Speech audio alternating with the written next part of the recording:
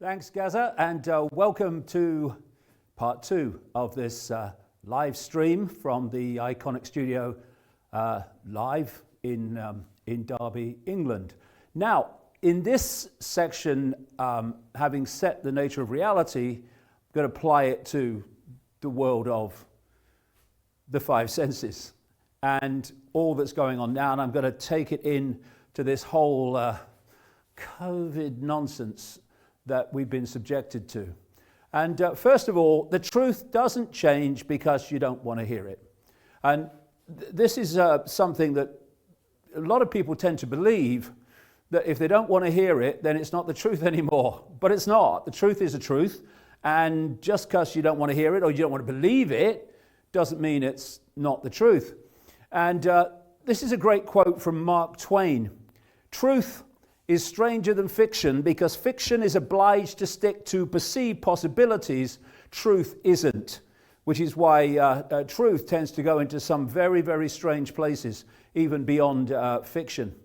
And here's a strange one. Well, it won't be strange to a lot of people watching this, but it will be strange to vast numbers of people around the world. We don't live in multi-party states with political choice. We live in one-party states where ultimately a force in the background is controlling all sides.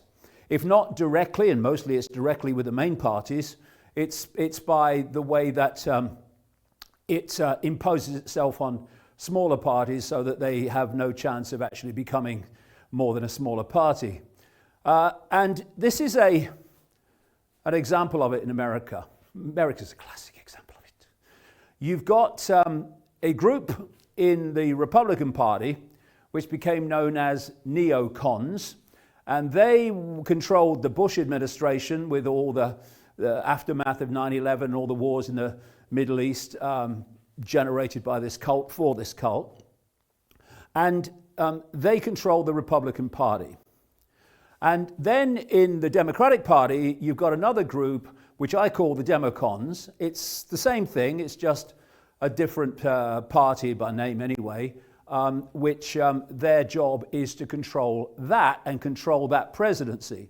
So the current President Biden, well, the current figurehead they call Biden, and Obama will have been controlled by the Democons and the Republican presidents by the neocons, and then you go one step back into the shadows and you find the hidden hand, the cult, that's actually controlling both sides. So it doesn't matter who you vote for, the cult always gets in. That's the point, which is why political change is not the way that this is going to be brought down. It's going to be brought down by direct action from the people, bypassing political change, because politics is there to impose the will of the cult, not to overturn it. And so let's look at this cult in more detail. And I'll go through some of the history as we go along. In the shadows, deep in the shadows, you have this spider. And the spider is not actually human. That level of the cult is this non-human force that I'm talking about. And then immediately around the spider, in the web of the cult, the global web, you've got the secret societies that are most exclusive. People, members of those secret societies, almost entirely not on public display, and they will know the big picture of what's going on and where this is all going. Then you come out from the spider and you start to meet, still in the hidden, the secret societies that we do know of, but we don't know what they do. We're talking the Freemasons, the Knights of Malta, the Knights Templar, the inner core of the Jesuit order, and so on and so forth. And then you come out to this part of the web that I call the cusp. And this is where the hidden meets the seen, the world that we experience all the time. And these cusp organizations include the Bilderberg Group, the Council on Foreign Relations in America, the Trilateral Commission, the Royal Institute of International Affairs in London, the Club of Rome, down the bottom there, which was created by this cult in the 1960s, 1968, specifically to use the environment as an excuse to centralize global power. I'll come to that, but that, of course, is where the hoax of human-caused global warming came from. And also in these cusp organizations is an explosion of what they call think tanks in every country. And these think tanks and these cusp organizations, their job is to take the agenda for the world from the hidden, from the spider, and to play it out in the world of the seen. So when you get out here, you see organizations, governments, Silicon Valley corporations, banking systems and so on, health systems, media, ownership, and they appear to be on the surface random and unconnected. But if you go deep enough into them, into their structure, then you will attach to the web. They're all web organizations, ultimately, if you go deep enough. And this is how, and I'm going to come to this whole COVID hoax has been massively globally coordinated between media, Silicon Valley, health systems, World Health Organization, and all the rest of it, because they're all expressions of this cult. Now, another point to make is that this cult structure is actually holographic.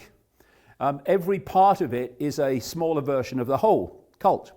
So in each country, there, especially the major world directing countries, there is a sub-network of the global cult. And it works exactly like a transnational corporation. So you get somebody, I don't know, McDonald's, think of any corporation, you've got a headquarters somewhere in the world, that's the spider. And then in each country, you've got subsidiaries of the headquarters, and the subsidiaries answer to the headquarters. So if you go into a McDonald's in the Soviet Union, or Soviet Union, Russia, Soviet Union as was, in South Africa, in America, in Australia, Britain, anywhere, you basically go into the same McDonald's because the headquarters is dictating everything from the center. This is how it works. So the role of the subsidiary networks in each country is to impose in their country, their sphere of influence, the agenda of the spider. And that's how, for instance, since the COVID hoax was played, that the world has basically reacted in virtually every country, not quite everyone, but almost everyone, in exactly the same way. So if you take this cult and its subsidiary levels at a global and a national level, it's the same structure, you get this. At the top, you've got the inner core of this cult, which is dictating the global agenda. Through the secret societies, it controls banking and finance, thus controls choice. What is freedom? Freedom is the ability to make choices. The more choices you can make, the more freedom you have. And in the world that this cult has structured, a fundamental bottom line arbiter of how much choice you have is how much money you have. So by controlling the money and hoarding the money, they are hoarding choice. And thus they are hoarding freedom from the population through an ability to make choices that they want to make but can't make because I haven't got the money, mate. And they control the military and the intelligence networks who are operating to the cult, not to the country. The very, very important for what's coming in this section about COVID, alleged COVID, the big pharma medical policy in each country and globally through the World Health Organization, global corporations, government administration, law and courts, and the media and Silicon Valley, and that's your permanent government. They're always there. You're here today, gone tomorrow, political parties and politicians come and go below that line. Oh, I'm voting for them this time. Oh, nothing's changed. I'm going to vote for them. Oh, nothing's changed. I'm going to vote for them again. Oh, nothing's changed. I'm going to vote for them again. And so it goes on. It's called political choice. They come and go. This is the permanent government that runs everything, no matter who's in theoretical political power. So the idea that they must know because they're the government is ridiculous. They don't know because they're not actually the government. They're just the official government. They're not the real government. And there'll be some people, place people within these governments that know exactly what it is and are working for this cult, and many others who are just bloody clueless that there is a cult. But they just get manipulated into going down certain directions. They're scientists, they must know. But science is dictated, as we've seen in the COVID period, science is dictated by the funding, and it's dictated by the hierarchy of science, which is controlled by the cult. That's why Follow the Science under the COVID period is follow the cult science, the cult version of science, which is designed to enslave you. They must know they're doctors. Oh, really?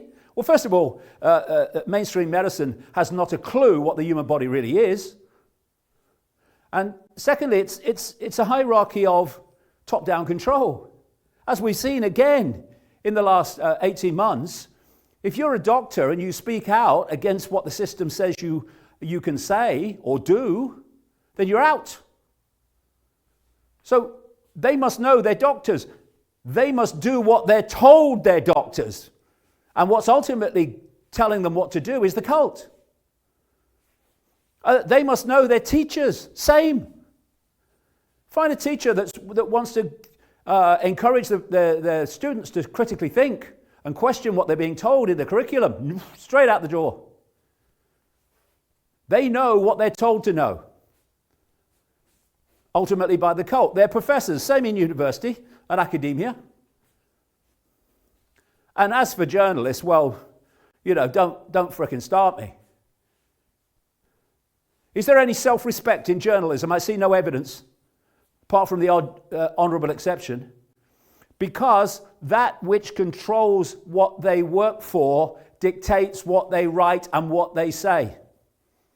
Thus, they must know they're journalists, they know what they're told to know. Ultimately, by this cult. And this is how it's all coordinated and expressed in the world of the scene. So, this is the foundation of everything. It's the cement that holds it all together, that dictates all these apparently different areas and institutions of human life so that they coordinate. My God, I keep saying it, but it's true, as we've seen in the last 18 months, so blatantly, that coordination. It's all down to this cult in the end. So, know the outcome and you'll see the journey is a phrase of mine. And what I mean by that is, if you look at the world of the scene and you see the apparent randomness of it, all the things that are happening, why is that happening? Why are they doing it like that? What's going on? Oh no, look what's happened. And it all seems random. Then you're not going to grasp that actually it's not random at all. But if you know the outcome that this cult is trying to achieve, then the random goes from being random, chaotic, and what's going on to very clear happenings and stepping stones towards the outcome that the cult wants. And on that basis, the COVID period can be read like an open book. So know the outcome and you'll see the journey. Where are we being taken? And where have we been taken step by step by step for such a long time with so few people realizing it? We're being taken to this. Now, I call it the Hunger Games Society now, since the Hunger Games movies came out, because that portrayed in many ways the society that this cult wants. But before I called it the Hunger Games Society, I called it something else. Because this is not something that I've come up with since COVID arrived. I've been talking and warning about this for decades, that this was the plan that this cult had for the world. And it is this. At the top of the pyramid, you have a tiny few people. I mean, they talk about the 1%. It's actually less than 1% at the core. Tiny. And it hoards all the wealth, thus choice, thus freedom, and all the resources, because the idea is to make the mass of the population dependent for survival upon them. And dependency equals control. Now, you look around you today, these food shortages and fuel shortages and these supply chain breaking up, it's not by accident, it's by design. It's part of creating dependency and shortage, thus dependency. And so the less than 1% hoards all that. And the idea is to hoard more and more and more of it. And of course, it's very much done that in the COVID era. And so at the bottom, the idea in the Hunger Games society is that the population, en masse, is dependent for survival on the tiny few, thus under the control of the tiny few. And in the middle, between the few and the population, I've said for this long period, is planned to be not just a police state, but a military police state, a fusion of the two into a global military police operation. And that job is to impose the will of the few upon the many and to stop the many rebelling against the few. All I say is look around the world since the spring of 2020 and you'll see very clearly that's exactly one of the great many gifts that keeps giving, called COVID. So the idea in this Hunger Games society is a global structure that looks like this. And this goes way back, best part of 30 years, I've been writing about. A world government, which in the end would not be elected, it would be appointed technocrats, bureaucrats, engineers, technocrats, etc. And technocrats are running the world now anyway through Silicon Valley. Politicians have far less power than they do. And the world government would control a world army, which would be this military police state I'm talking about, a world central bank that would control all finance, right down to the fine detail of every transaction of everyone on the planet, done technologically. It's happening now. It's all been planned. A world currency, and I first wrote about this in 1992. A world currency that would not be cash, merely electronic. And humans connected to artificial intelligence, so that artificial intelligence becomes the human mind. I'll go into all this as we go along. Under that structure, that global structure, would be superstates like the European Union and century-controlled trading blocs, etc., which would be the next level down to the world government. And then countries would be replaced by powerless regions and a global monoculture. They're targeting Western culture now, blatantly and systematically.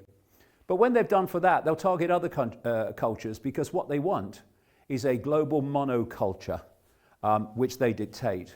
And under that edifice would be the people going about their everyday lives, which would be very, very different under this structure, although we're getting some idea very fast in this period of what that kind of world would look like.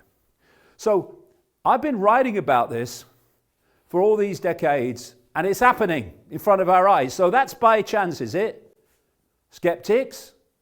It's just a coincidence. Well, of course it's not. I've been charting this plan all this period, right down to there, 1992-93, Robots Rebellion, when I was calling for a rebellion against what was coming. And to give you an idea of how planned this is a book I wrote some years ago called Phantom Self. And in it, I quote at some length a guy called Dr. Richard Day, And Dr. Richard Day is a big Rockefeller, or was a big Rockefeller insider. He was an executive of Planned Parenthood. The Rockefeller organization came out of the eugenics movement. And in Pittsburgh, Pennsylvania in 1969, Dr. Richard Day addressed a conference of pediatricians and asked them to turn off recording equipment and not to take notes, because he was going to tell them how the world was going to change. Because what he represented, the network, the cult, he represented was going to change it. And what he said that day, 1969, maybe this is another coincidence, who knows? Anyway, here's some of the things he said. See if you recognize this in the world today. He said in 69 that technology would be used for reproduction without sex. That's going to be very clear as we go along in this section. Families to diminish in importance. Euthanasia and the demise pill. The demise pill, he said, would eventually be a pill where you'd get to a certain age and you'd have to take this pill and commit suicide. Limiting access to affordable medical care makes eliminating the elderly easier. Eliminating the elderly, that's the theme of this section. New difficult to diagnose untreatable diseases. Suppressing cancer cures as a means of population control. Restructuring education as a tool of indoctrination. Hello. More time in schools, but pupils wouldn't learn anything. Controlling who has access to information. What? Schools as the hub of the community, taking over from parents. Changing laws to promote moral and social chaos. The encouragement of drug abuse to create a jungle atmosphere in the cities and towns. Promote alcohol abuse. Restrictions on travel. Another ILO. The need for more jails, no more psychological or physical security, crime and used to manage society, curtailment of US industrial preeminence, shifting populations and economies, tearing out the social roots, sport as a tool of social engineering and change, sex and violence inculcated through entertainment, implanted ID cards, microchips, food control, weather control, knowing how people respond, making them do what you want. This is the psychological foundation of the COVID rules and regulations. Falsified scientific research. Oh, God. Use of terrorism, surveillance, implants, and televisions that watch you. The arrival of the totalitarian global system, 1969, Dr. Richard Day. The World Wide Web was invented in 1989, right? Whoa. Richard Day talked about it in that talk in 1969. Smart TVs came out in 2008. Richard Day described them in 1969. And Orwell knew about them in 1948 with his telescreens, watching you in your own homes. And 1984 came out in 1948. That was only 20 years before Day made his speech. And Aldous Huxley, Brave New World, 1932. Come to him later. These were not coming totally from their imagination, but from an understanding of where this was all going. And that's because of this, the two worlds. You have the world of the cult, the secret societies hoarding this knowledge, and then you have the world of the rest of us, the population. But if either you are involved there, like Richard Day, or you work your ass off to uncover what they know, you can predict the future very accurately by predicting what the plan is of the cult if there is no intervention to stop it. Because if there's no intervention on what they want will happen. The whole point of what I've been doing for 30 years is to try to encourage an intervention so that this doesn't play out. So, who's taking us there? Absolute, solid gold psychopaths. Psychopaths.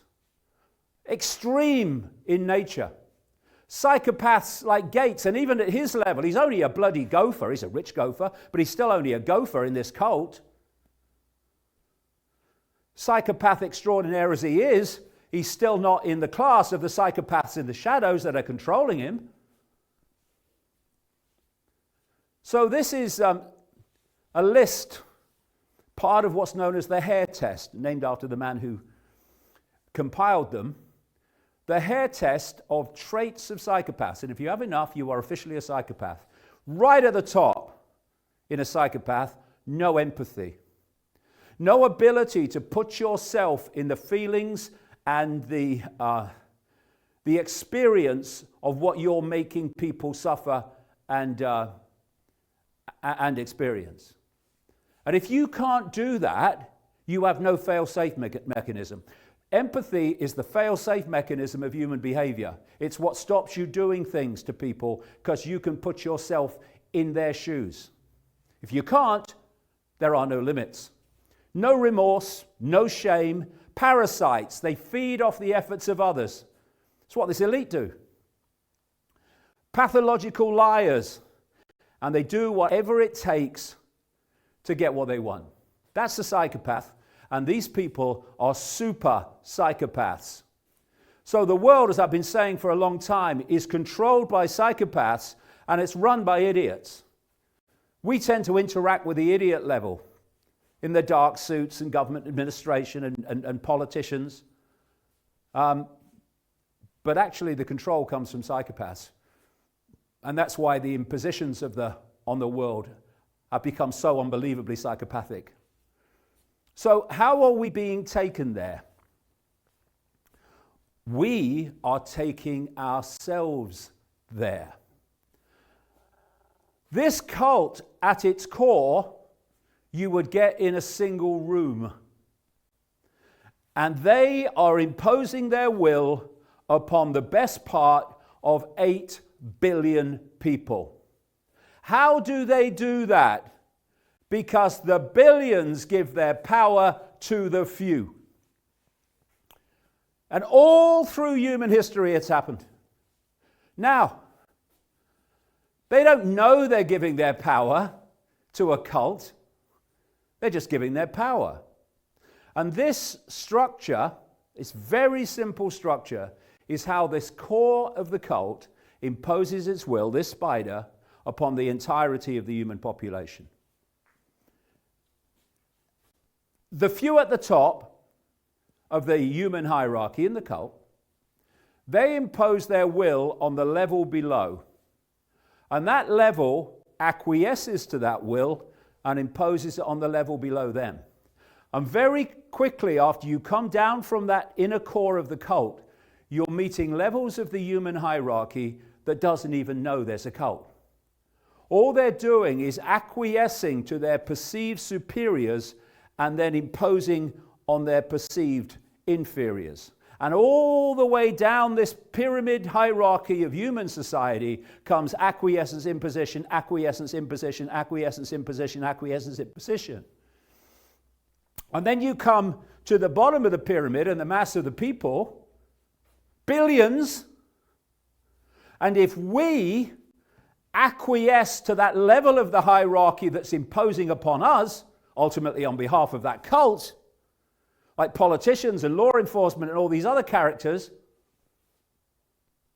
medical people, then we complete a circuit between the inner core of the cult and the mass of the global population.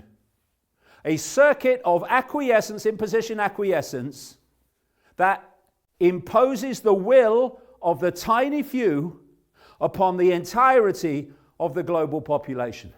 It is that simple. And I think I see from that the answer to it is equally simple. We'll get into that later. So this is how the few control the many. It's no bloody brain science, is it? The many do what the few tell them. And there's various techniques, psychological manipulation techniques, that are used to advance this agenda too and scam the psychology of the population. One I called a long time ago problem reaction solution. There's another version called no problem reaction solution, which is actually COVID and human caused climate change. They're no problem reaction solutions, as I'll come to. But problem reaction solution. You want to change society, solution. in a way that you know that if you just say this is what we're going to do, you'll get big pushback, because why are you doing this? There's no reason for it. So what you do is create a reason, or the illusion of a reason, no problem reaction solution. You create a problem. It could be a war, it could be a government collapse, it could be a financial collapse, it could be a terrorist attack, it could be a fake virus. And you tell the population the version of that problem that you want them to believe, and that's no problem, because your global media is going to do that for you. And at stage 2, you want a reaction. Fear, anxiety, and the feeling of do something about this problem. And then those who've covertly created the problem glean that reaction, do something, then openly offer the solutions to the problems they've created. And those solutions are always an advancement towards the Hunger Games society in all its facets and forms. And like I say, there's a no problem version of that. I mean, weapons of mass destruction in Iraq. There aren't any. We know there aren't any, but we're going to tell them there are some, because we've got an excuse to find to go and invade Iraq. Weapons of mass destruction, Saddam Hussein. Ooh, we've got to go in and get them. Well, they're not there, no, but the public don't know that, do they? No problem reaction solution. Just as powerful. The perception of a problem is just as powerful as a problem that really is. So this is the question, this is the antidote to problem reaction solution. Who benefits? Who benefits from me believing what I'm being told to believe? And the answer, every time, anyone that wants to centralize power and advance the Hunger Games society. And then the stablemate of problem reaction solution is what I call the totalitarian tiptoe, where you know if you go in massive steps, a bit different now since COVID arrived, but if you go in massive steps, then people are going to look around, look up from the telly, look up from the game show, Strictly Come Dancing or whatever, and they're going to go, what's going on? What's going on? Because the change is so big. So they do it in steps, and each step is promoted as unconnected to all the other steps until you get long down the road and you look back and you see how far you've come. And it's something you could call creative destruction. This is how it works. You want to change the status quo to the status quo you ultimately want. So what you have to do is to destroy the status quo that exists. And when you've destroyed that, you then destroy that one. And then you destroy that one. And each destruction of the status quo and the imposition of the new one is further down the road towards the Hunger Games society. So what they're doing in the COVID era is destroying global society, the global status quo. Why? So they can build back better, the Great Reset, their new version of life on Earth. So the goal of this cult all along has been a global dictatorship. So when did it start? Well, I've gone way back with this. You can go back further, but let's pick it up here in the Fertile Crescent, the land between two rivers, Mesopotamia, between the Tigris and Euphrates in what we now call Iraq. And it was here in the period of Sumer and Babylon, also down into Egypt as well, ancient Egypt, that you can pick this cult up on its journey into the world as it is now. And as they moved up into Europe, they became the Roman Empire. They established Rome and became the Roman Empire, and everywhere this cult has headquartered itself, a massive empire has followed. So it moved up into Europe, into Britain, and out in all directions. And then eventually the cult moved up further into Europe and centered itself in London and Britain. And that is when we had the British Empire, on which it is said the sun never set, so vast was it. But it wasn't just the British Empire, massive as that was, it was lots of other European empires which by this time were cult controlled. And if you look at this map, only these kind of buff, sandy colored countries had no colonial presence out of Europe or no massive influence of countries in Europe. Europe basically took the world over, and that was where the cult was centered. And then we had this sleight of hand where we moved from overt control to covert control, and it was called decolonization. As these countries apparently rolled back colonial control, that was only on the surface. They left out in those countries the bloodlines that are very much part of this cult, and also the secret society networks. And they've gone on controlling those countries ever since, except covertly, which means more efficiently. And then, following all this period, came the frenzy of globalization, which is what? The centralization of global power in every area of our lives. And it's a simple equation. The more you centralize power, the more power you have at the center to centralize even quicker, which is why this centralization of global power has got faster and faster. But also, at every step that you centralize power, fewer people are controlling more and more. And eventually, and we're there now, this cult went global and took over control to a vast extent, as we're seeing now, global society. And it was achieved, and has been achieved thus far, by total perceptual control. When there's a few of you, and you want to control billions, until you reach the point where you can attach your artificial intelligence to the billions and turn them into a hive mind, before that point, that's where they're heading now, fast, you can't control them physically. There's too many of them and too few of you. What you have to do is control their perceptions so they perceive, believe, and thus behave in a way that suits your agenda. And this is where you come back to the two worlds, where you're hoarding the knowledge of the nature of reality and where the world's being taken, and you're keeping the public in ignorance of that and selling them a complete illusion of the world they think they're living in. Thus, you can achieve perceptual control. And perception, as I talked about in part one, which is why that was so important, that information, perception creates reality. This cult, in its secret society control of information and knowledge, advanced information and knowledge, it knows that. It knows that if you can control someone's perception, you'll control their behavior. And if you can do it to enough people, you control human society.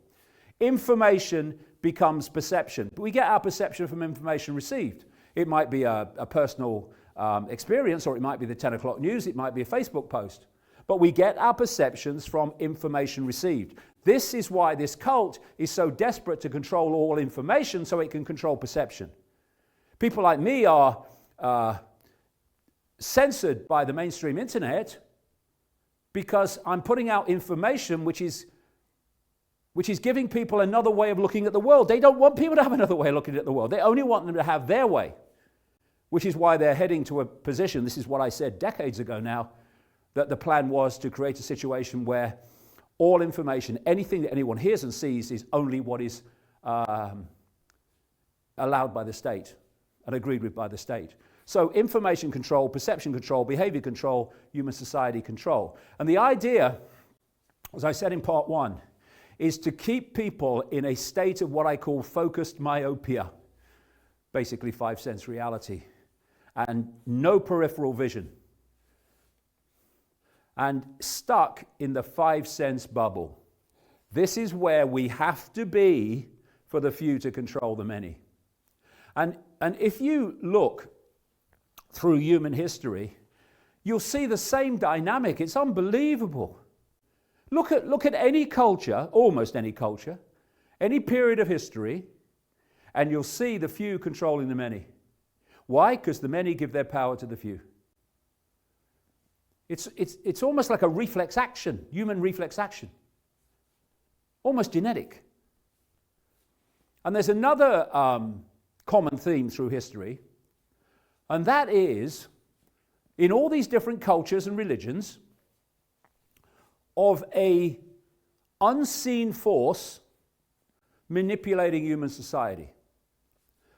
Christianity talks about the devil, Satan, and demons. The Gnostics, who were not regular Christian believers, they talked about Yod-Baoth and archons, archons being a Greek word meaning rulers. Islam talks about the jinn.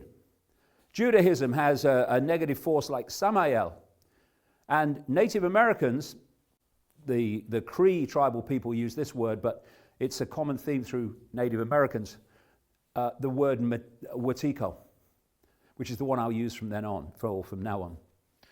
And this common theme is of a negative force with a malevolent agenda for humanity, manipulating human society from the hidden. And how do they do it in the world of the seen? Through this cult. So Wetiko is described by the Native Americans as a malignant psychic virus threatening us. And whether it's Wetiko, whether it's the archons, whether it's the Chitahuri in Zulu lore, there is this common theme, and they're just different names basically for the same thing. This negative force seeking to overpower humanity. So Wetiko, they call a mind virus, and this is an old slide of mine from an old talk ages ago, in which, before I'd come across this concept, Native American concept of Wetiko, but even then I was calling this force the self-aware virus, as in computer virus. And this computer virus is fear. This is why they want humanity to be drawn into states of fear, because you're being drawn into the frequency of Wetiko, the self-aware virus, computer virus as I'll call it. This is a description of how Wetiko came about. First Nation tribes coined a term to describe the disease of the white man. I'll come to that, it's not only white people. Wetiko. In their understanding, Wetiko consists of two essential characteristics. Chronic inability, now this is going to come again and again from so many angles. Chronic inability for empathy and egoistic fixation with one's own personal benefit and profit. First peoples used the word specifically because they could not fathom any other explanation for the behavior of European colonialists or colonists. And here we have again the trait of a psychopath. Number one, no empathy. That which is controlling psychopaths is Wetiko. Wetiko, the virus of egotism and selfishness, according to Native Americans. Wetiko, exploring the alarming rise of narcissism. Narcissism, again, an expression of this distorted, inverted, chaotic, what we would call evil, which I define as the absence of love, consciousness, the Native Americans call Wetiko. Now, narcissism is taking this flipping world over, not least in the woke arena. So what is it? It's a personality disorder characterized by an exaggerated sense of self-importance, need for admiration and lack of empathy, pleasure derived from contemplation or admiration of self, a regression to an infantile stage of development. Soros, Schwab, Gates, to a T, they are in an infantile stage of development. Anyone that wants to impose their will on other people on the scale that they do and are, and do so for almost the joy they get from it, is an infantile stage of development. These people are regressed in terms of their psychology. And Wetiko is not just about white people. Wetiko is a state of being. And if you fall into its frequency, it starts to influence you. I'll come to this. And you become an expression of it. And this cult is an expression of Wetiko. That's why it is as it is. And any race, any background, any culture can be Wetiko'd, including these non-human races behind, ultimately, the spider from the unseen. Wetiko is a state of being. And you know, where I've talked to people that have interacted with these reptilian entities, the word that keeps coming up again and again is that they are psychopathic and have no empathy with those that they misuse and abuse. It's the Wetiko is the common theme in all this. And this guy, Paul Levy, has written a great book about Wetiko, in which he says this: Wetiko operates on multiple dimensions simultaneously, intrapersonally within ourselves, interpersonally among ourselves, collectively as a species, as well as transpersonally in the realm beyond our personal selves. Those afflicted with Wetiko consume, like a cannibal, the life force of others, human and non-human, for private purposes or profit, and do so without giving back something from their own lives. Soros, Schwab, Gates, to a T. The cult to a T.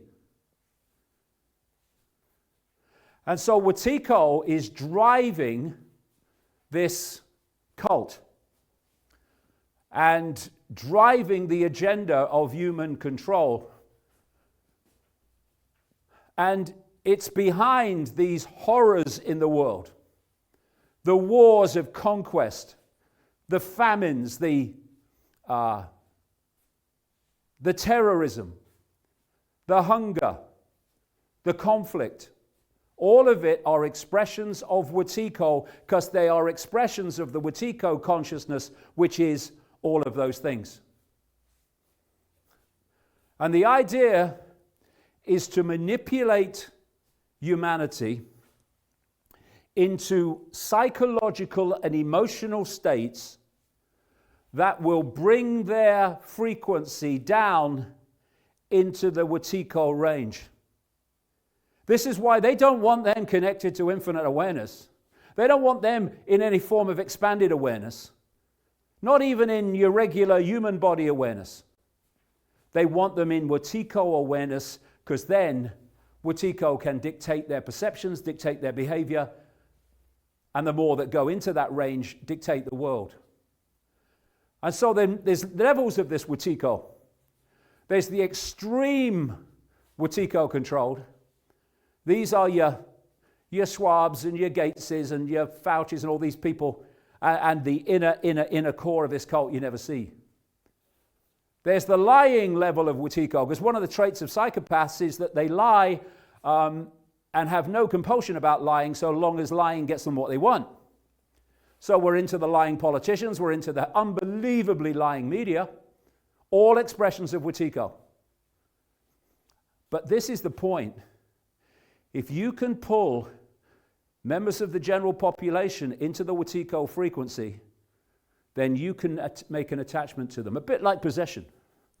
And you can start to change their perceptions, thus their behavior. And we have seen, I would suggest, vast numbers of people in the COVID era pulled into this Wetiko state of consciousness. And that's why, A, they can't see the bloody obvious, and B, why they are so unbelievably antagonistic to that which is in effect challenging the Wetiko consciousness in a higher state of awareness. And because this Wetiko consciousness is an inversion, everything it is involved in is an inversion. This is why this world is actually an inversion. In every way you see it. One expression in the secret society satanic cult network is Satanism. And that's why Satanism uses inverted symbols. The inverted cross, the inverted pentagram. It's because everything it does is an inversion. And evil, in my definition, is the absence of love. It's an inversion of love. It's also an inversion of life. Very interestingly, appropriately, evil is the word live written backwards. Inverted. It is an inversion of life. And here's a great quote that kind of sums it up. Just look at us. Everything is backwards. Everything is upside down. Doctors destroy health. Lawyers destroy justice. Universities destroy knowledge.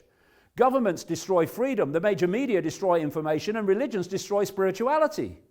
That's classic Wetiko.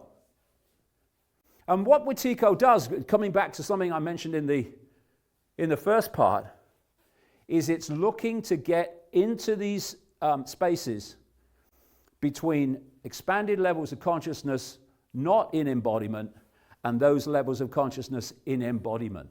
To isolate, this is the common theme again, to isolate people's perceptions in the five senses of body, mind, consciousness. To isolate them in the five senses and thus control their perception of reality. And once this attachment can take place, where people are pulled down into these lower frequencies of Wetiko, that connection can take place, and then Wetiko can start to feed through the subconscious mind overwhelmingly perceptions of reality and perceptions of self, which become the perceptual state of the population that fall into the Wetiko frequency. And we've seen this so blatantly in the last 18 months. Carl Jung said, "One does not become enlightened by imagining figures of light, but by making the darkness conscious." We have to become conscious of what is happening in the way I'm talking about, because once it becomes conscious, it loses its control over you. 95%, it is said, of human behavior and response comes from subconscious influences and not the conscious mind.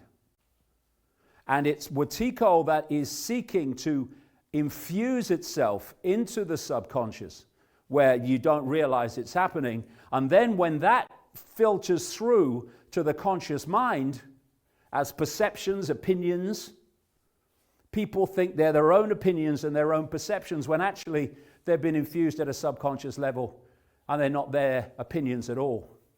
Now, anyone that's been reading some of my books over the years will be able to see this immediately, what's on the screen. Anyone, probably about 95% of people have never seen this before, won't see it. But in this picture is a subliminal message. And it's very clear once you know what it is. And subliminal means below threshold, below the threshold of the conscious mind. And what this Wetiko is doing is putting this perceptual energy into the subconscious mind, subliminal to the conscious mind. Now, if I show what that is, if you look between the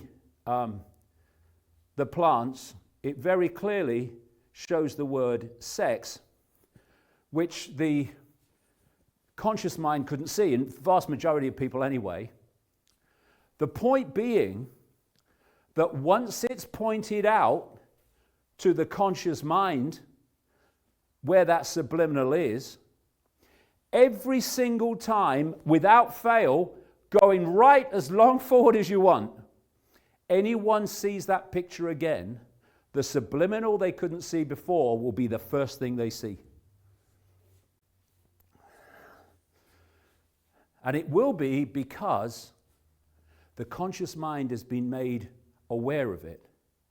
And what people like me have been doing over the years is taking the subliminal manipulation and showing it to the conscious mind of people.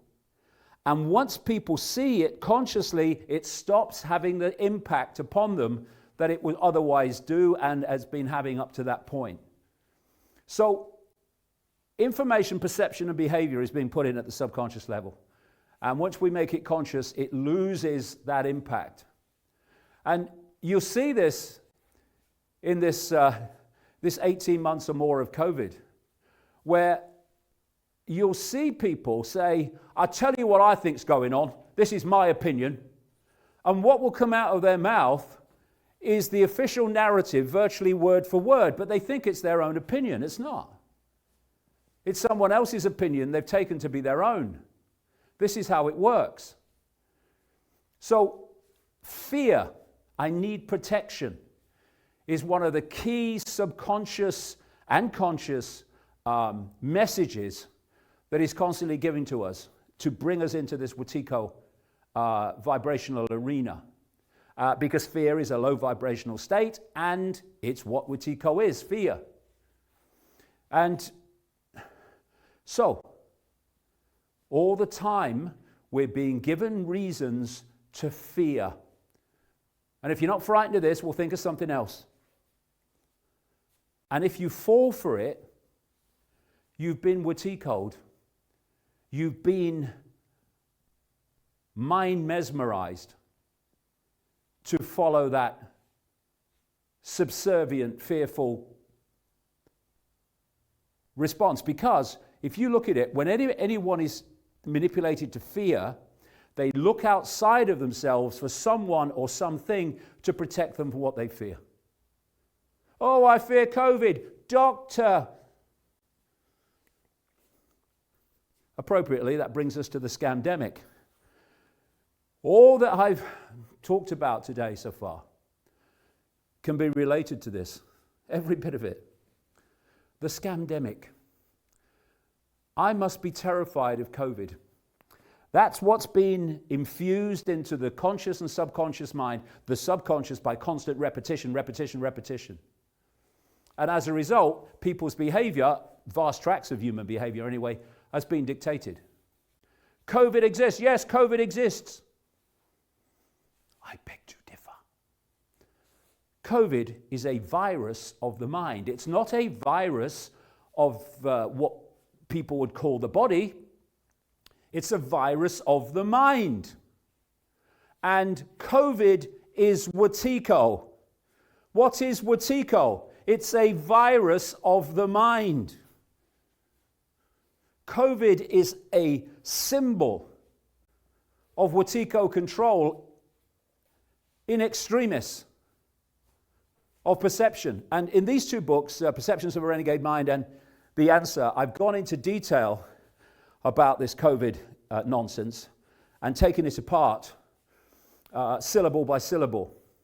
But what I'm going to do now is go through the main fundamental dot connecting points of what's been happening and how and why. First of all, the idea that this, quote, virus came out of nowhere naturally, nonsense. They've been preparing for this for a very long time, and there is multiple levels of evidence to show that. One of them is the way the Rockefeller Foundation, cult to its DNA, was foretelling current events in 2010 in some considerable detail. And it was the Rockefeller family that created the World Health Organization in 1948, which has driven the COVID period. Then you had the Gates Foundation, the World Economic Forum of Klaus Schwab, Johns Hopkins University medical operation, running a large-scale simulation weeks before it apparently broke in China, of a coronavirus pandemic. Just a coincidence, nothing to worry about. And the Gates Foundation has run basically COVID policy since then. The World Economic Forum is using it to justify transformation of global society. And the Johns Hopkins operation has been counting all the fake cases and fake dead bodies globally. And I'll show what I mean by fake as we go along. Albert Camus, the welfare of humanity is always the alibi of tyrants. The idea that this psychopath cares about your health is beyond ridiculous. So what is the real agenda of this man? They care about your health, the health of the poor and downtrodden. Jeff Bezos parties with Bill Gates as the Microsoft frontman founder celebrates his 66th birthday with 50 friends on a $2 million a week private yacht before helicoptering them all to an exclusive resort in Turkey. These people care about your health. They care about your kids.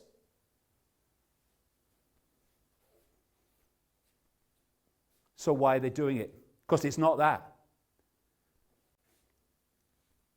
Why?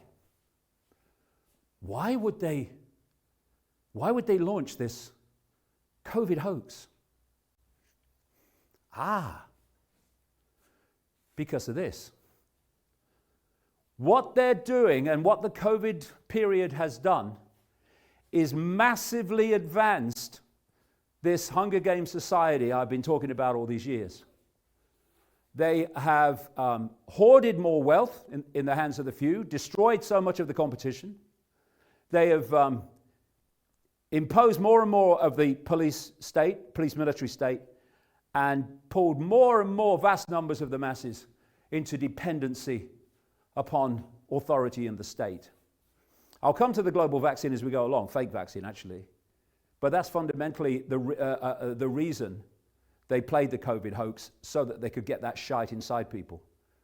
But it's also brought about an extraordinary advance of the surveillance state and the fascist state, and it has destroyed independent income of vast numbers of people, and the plan is to finish off the rest. What does that mean?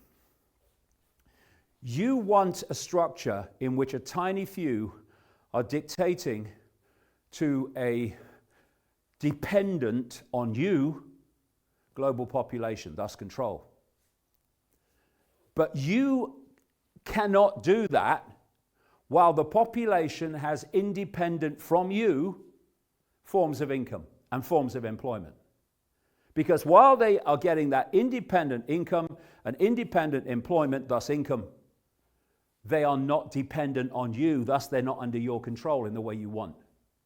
So the whole point of lockdown and all these shortages which are imposing themselves on smaller businesses is to destroy independent income and make everyone dependent upon the few. That's what it's about. And this closing down of business, non-essential business, and all that's happened in the COVID period has all been designed to destroy the income of the population that is not connected to this elite. And that's what this is about. The absolute bullshit of asymptomatic transmission. Why did they bring that crap in? Because the idea was to destroy as much of independent income and business as possible outside the elite. And if they didn't play the scam of asymptomatic transmission, they could only at best justify isolating, locking down the sick. Now that would not have been enough to destroy what they've destroyed. So you bring in asymptomatic testing, you may not have any symptoms, but you can still pass it on, so you've got to go into isolation as well as everybody else. For the first time, we isolated the people that were healthy because of this. And if you look at lockdowns, this is California at the top, locked down heavily. This is Florida, locked down very mildly, if at all, most of the time. And look at the difference in so-called spread of the disease, but I'll get into that as we go along. So how did they pull it off? Right. Well, it's a massive psychological operation. Once you've got the cult that controls all the elements needed to pull it off, pulling it off becomes relatively straightforward. So this cult controls Gates. He's a gopher for the cult. It controls Big Pharma. It controls national medical systems, law enforcement, big tech, and Silicon Valley, the media, the World Health Organization, and so on. And so under its control are all the elements you need to pull off the scam that we've seen. And it came out of China, appeared to, for a reason. The cult was behind the Mao Revolution in China. For this reason, they wanted to create a closed society, which it was for a very long time, behind which a method, a technique, a technology of human control could be incubated and develop very quickly. Because if you're in the West, at least up to the COVID era, you're paying lip service to it being free, so you can go only so fast for a very long time in that direction of fascism. But in China, what the government says happens, so you can move it real fast. And what they developed in China was a method of human control and surveillance, not least using technology, that was being incubated to play out across the world. And look at what the West and much of the rest of the world has become since the COVID thing was played: China. And we've seen nothing yet if we let it go on. So I've been saying since the 90s, if you want to know what they plan for the West tomorrow, look at China today. So this cult controls Gates. And Gates was the driving force, certainly in the early days, of all this, and he's been the driving force behind the fake vaccines. And look at the connections, financial connections, to Professor Neil Ferguson, who produced the fake computer models that justified the locking down of America, of Britain, and many other countries. He controls and is connected to Fauci. He's connected to Whitty, Professor Chris Whitty, who's been driving policy in this country as Chief Medical Officer of England. And he connects into the World Health Organization and all these people producing the vaccines and all these people counting the fake numbers of cases and deaths. So this is just a few, but the same will be in every country virtually. Gates is dictating to the key players in each country who are driving the policy, which is how it becomes the same policy around the world. The cult not only controls Big Pharma, it created it. The pharmaceutical cartel. It was created originally by the Rockefeller family, who also created the World Health Organization, and what family is incredibly close to the Rockefeller family? The Gates family. So it was the Rockefellers that created the World Health Organization, and its role was to, and is to, control health policy globally under one roof and dictate globally. So Tedros, the head of the World Health Organization, was a Gates appointee. He runs the World Health Organization because of the billions he funds it with. And Tedros has been dictating to countries all over the world what their response to COVID should be. And Tedros worked for two Gates-funded companies before he was appointed by Gates, because he's a psychopath and a crook out of Ethiopia, to head the World Health Organization in this crucial period. Now, if you look at the permanent government, look at this one. Part of the permanent government in every country is control of the pharmaceutical health pyramids of hierarchy. And this is how they've done it.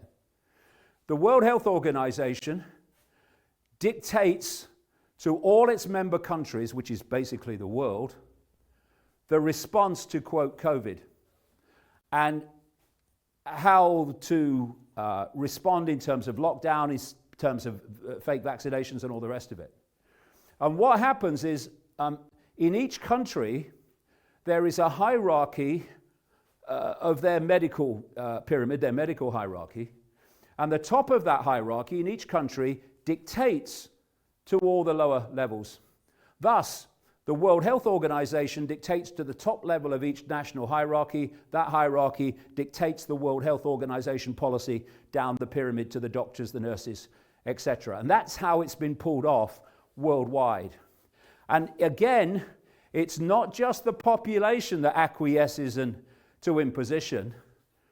Every hierarchy does this, including the medical hierarchy.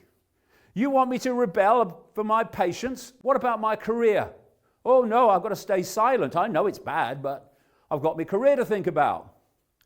And then we should never underestimate, my God, it's been brought out in the last 18 months. There's some great people in healthcare, some great genuine doctors in healthcare and nursing staff. But my God, there's some bloody psychopaths, and they are in greater number than almost anyone ever realized. And they're quite happy to use their patients and abuse their patients. I mean, what kind of doctor takes an extra £10 for every child or teenager that he or she fake vaccinates? What kind of medical ethics is that? So that's what you're dealing with. This could kill your kid or maim you for life, but they told me to do it. This is going on all over the world. And we have to reevaluate as a public, the dynamic between us and our perception of doctors and medical staff after what's gone on. And then you've got the genuine doctors who wanted to speak out about what was going on and all the manipulation that was going on of this COVID hoax, and they were silenced. NHS staff in Britain forbidden from speaking out publicly about coronavirus, and if they did, they're out. And once you understand the dynamic of this cult, many things fall into place. For instance, if you didn't know about that, you might think, why on earth, right at the start of this, did Facebook and YouTube, etc., announce that they were going to censor any posts or videos that were challenging the World Health Organization version of the COVID narrative? I mean, that's crazy, right? But it's not when you realize that the cult owns the World Health Organization, and the cult not only controls but created Facebook, Google that owns YouTube, etc. So this is the cult censoring challenges to the cult. That's why they're doing it. The global media, owned by the cult. Anyone in Britain, look up Reach PLC. It's a big company that owns the Daily Mirror, the Daily Express, the Sunday Express, the Sunday People, the Daily Star, national newspapers, and 240 regional newspapers and local newspapers. And people who pick up the local newspaper, they think it's printed locally, and it's about, no, massive company owns it. And in that way, you can feed the same response and the same version of events through all these different papers and media organizations. And then the fact checkers appear out of nowhere. You notice there's an explosion of them in the COVID era. And their job is quite simple. They get up in the morning to rubbish any challenge to the official story by saying it's not true, and the official story is true. That's their job, and how they live with themselves, only they know. And then you've got these massive asset management companies like BlackRock, Vanguard, and State Street that oversee and hold massive numbers of companies, and thus can, in all different walks of life, that can then feed down the same policy to all of them. So, this is the COVID sequence. First of all, the blueprint was China. China had to set the model that the rest of the world followed. So what you had was all those pictures coming out of catastrophic consequences of the virus in China. You had people collapsing in the street. Well, how come people haven't collapsed in the street around the rest of the world with the same apparent bloody virus? Because it's a scam. It was selling a blueprint the rest of the world was meant to follow. So you had draconian lockdown. You had people pulled out of their homes and forced into isolation. And you had the big shutdown. And you had the social distancing narrative set. You had the child programming narrative. And then, as this COVID hoax was moving westward, and the Chinese propaganda had done its job, suddenly Wuhan eases coronavirus lockdown as restrictions intensify outside China. It was over for them at that period. You remember all those new hospitals they built? Oh, they're building new hospitals. Oh, it's so bad. People are dying in the street. Oh, my God, it might come to the West. Oh, my God, save me. And then by the bloody March of 2020, all 16 temporary hospitals in Wuhan are closed. Just as lockdown's kicking off all over the world. And in Wuhan, it's party time. What's the word or the phrase that comes to me? Taking the frickin' piss comes to me. It's party time in Wuhan. Just as we were locking down. So China was the die being cast. The Chinese model of responding to the, quote, virus had to be followed. And enter puppeteer and puppet. This is Ted Ross at that time. The Chinese government is to be congratulated for the extraordinary measures it has taken to contain the outbreak. China is actually setting a new standard for outbreak responses response, and it is not an exaggeration, you bloody liar. And then China's leader writes to Bill Gates, thanks him for his generosity in fighting the coronavirus, passed the sick bag, and then we had, passed 2 sick bags. Professor Neil Ferguson in Britain.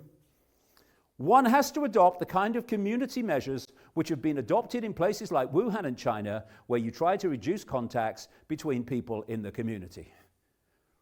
China's response, as planned from the start, was going to be played out across the world. And it was Ferguson's computer models, of course, that justified the lockdowns of a Chinese kind. And people have asked, how could this guy, with the most horrendous, catastrophic record of being wrong with his computer models, keep getting hired for more? Because he keeps giving the cult what it wants to hear. That's why. And in America, there's Ferguson's computer models funded by Gates through Imperial College in London. Then you have the computer models in America, Institute for Health and Metrics and Evaluation, funded by Gates in America. And then you have Gates funding the Johns Hopkins organization, University of Medicine operation, that was compiling all the fake cases and the fake deaths.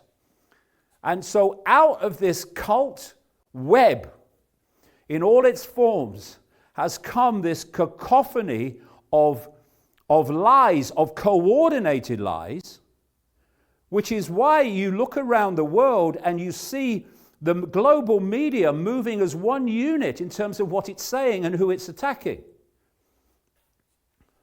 And as the Nazis said, if you tell a big enough lie and tell it frequently enough, it will be believed. There's nothing in mind control more powerful than constant repetition. And if you want to see the scale of the lie, well, how about that? There is no virus. There never has been a virus. That's the scale of deceit. And I've been saying this since March, April 2020. And I've seen nothing to make me even think that that's not the case. How have they done it?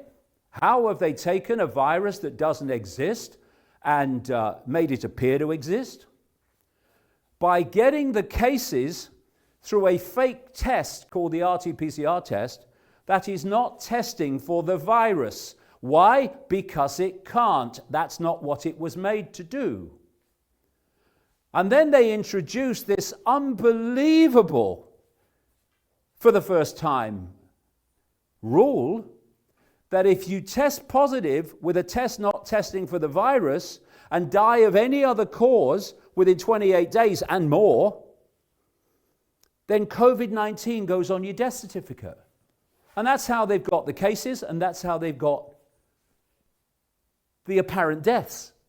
That is simply redesignation of people dying of other things as COVID-19. The bigger the lie, the more we'll believe it. This is PCR test inventor, a brilliant man, genuine man, Kerry Mullis, who unfortunately died very conveniently for the cult, I have to say, a few months before the COVID era began. PCR tests, which he won the Nobel Prize for inventing, cannot accurately test for infectious diseases. Tests cannot detect free infectious viruses. And that's what they're using it for, to give you your fake cases, which become your fake deaths from COVID-19. This is what goes with the PCR tests distributed by the drug giant Roche. Not intended for use as an aid in the diagnosis of coronavirus infection, for research use only, not for use in diagnostic procedures. What? You tested positive for COVID-19, SARS-CoV-2, the virus that's supposed to, the fake virus that's supposed to cause COVID-19. Therefore, by definition, no other evidence needed, he's got COVID-19. And yet the drug company distributing the test says, no, you can't do that. Well, they are doing it, mate. PCR tests from Creative Diagnostics for research purposes only, not for use in diagnostic procedures. And these tests, to test for or not test for the virus, all came out around the same time, just as the COVID era was starting around January 2020 in the West. So the whooping cough epidemic of 2006 turned out to be fake, and that was fake because they used the PCR test to get fake cases. So we were told at the start that this virus came out of a wet market in Wuhan, and that didn't really stand up at all. So they have moved to, it was released from this Wuhan lab, this top-level bio lab, the bio safety lab level 4 in Wuhan. And we've had people come out saying, oh, whistleblowers, Chinese virologists, the virus came from a lab, dangerous virus and all that. Well, the point is, it's not a dangerous virus, even if you believe in it. And the idea is one of two things. Either it came out of the lab by accident, or it came out by design. Well, let's take the accident part. The evidence that this COVID hoax was planned for a very, very long time is overwhelming, not least here with this Event 201. And we're being asked to believe that they planned this fake pandemic, but someone forgot to release a virus, a pathogen. So what they did was they sat around the table, having got it all prepared, strumming their fingers, waiting for a virus, quote, to be accidentally released from the Wuhan lab or some other lab. It's insane. Of course it didn't happen like that. It's planned. So the number two is that the virus was released on purpose from the lab. Well, so you're going to release this pathogen, right? Yeah. You don't want anyone to know that you've done it, right? No. So where are you going to release it? Well, we thought down the street from the top biolab in China. Do you think they'll make the connection? It's insane. And the third option is there never was a virus. It's all a scam on that level.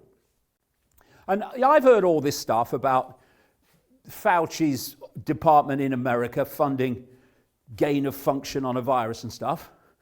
Well, where's the bloody virus? I'll come to that as we go along. And just because money was passed over doesn't mean it was used to, successfully do that. And it doesn't mean it was actually used to do that. It could have been used on someone else with developing a vaccine or whatever, which is the real bioweapon that all this fake virus is all about. So, why coronavirus?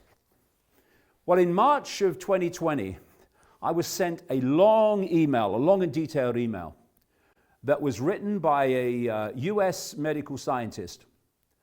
And he called it in March 2020. And first of all, he answered, why a coronavirus? Why did they pick a coronavirus? Why was Event 201 about a coronavirus pandemic, the Gates thing? He wrote this in the email. If you want to create a totally false panic about a totally false pandemic, pick a coronavirus. They are incredibly common, and there's tons of them. A very high percentage of people who have become sick by other means, flu, bacterial pneumonia, anything, will have a positive PCR test. There are hundreds of thousands of flu and pneumonia victims in hospitals throughout the world at any one time, which you can then redesignate COVID-19 when it's not. And the Chinese came out, first of all, again, it's all out of China, and they said, it's a virus. They called it SARS-CoV-2. But they never proved that it was a virus. They just said it. And to show that a infectious disease is causing the infectious disease you say it is, you take it through what's known as Koch's postulates that were developed in the 1890s by a German, Robert Koch. And what you do is this. If a microorganism is the causative agent of an infectious disease, it must be found in abundance in all organisms suffering from the disease, isolated from a diseased organism and grown in pure culture, able to cause disease when introduced into a healthy specimen, re-isolated from the inoculated diseased experimental host and identified as being identical to the original pathogen. That's how you show, for instance, that SARS-CoV-2 was causing what they call COVID-19. Never done. Never done, never has been done to this minute. Then there's this guy, Thomas Milton Rivers. Red flag, big red flashing lights, director of the Rockefeller Institute for Medical Research between the 30s and the 50s, and known as the father of virology, which is red light because viruses have been used to such an extent of manipulation by this cult. And he said it is obvious that Koch's postulates have not been satisfied in viral diseases. That's any viral diseases to show that any virus causes any disease. And then he says it is not obligatory to demonstrate the presence of a virus in every case of a disease produced by it. What? So how do you know that it's been produced by it? The arena of virology is a joke. And he developed a much less stringent way of, he claims, proving that a virus is causing disease, and that was never done with SARS-CoV-2.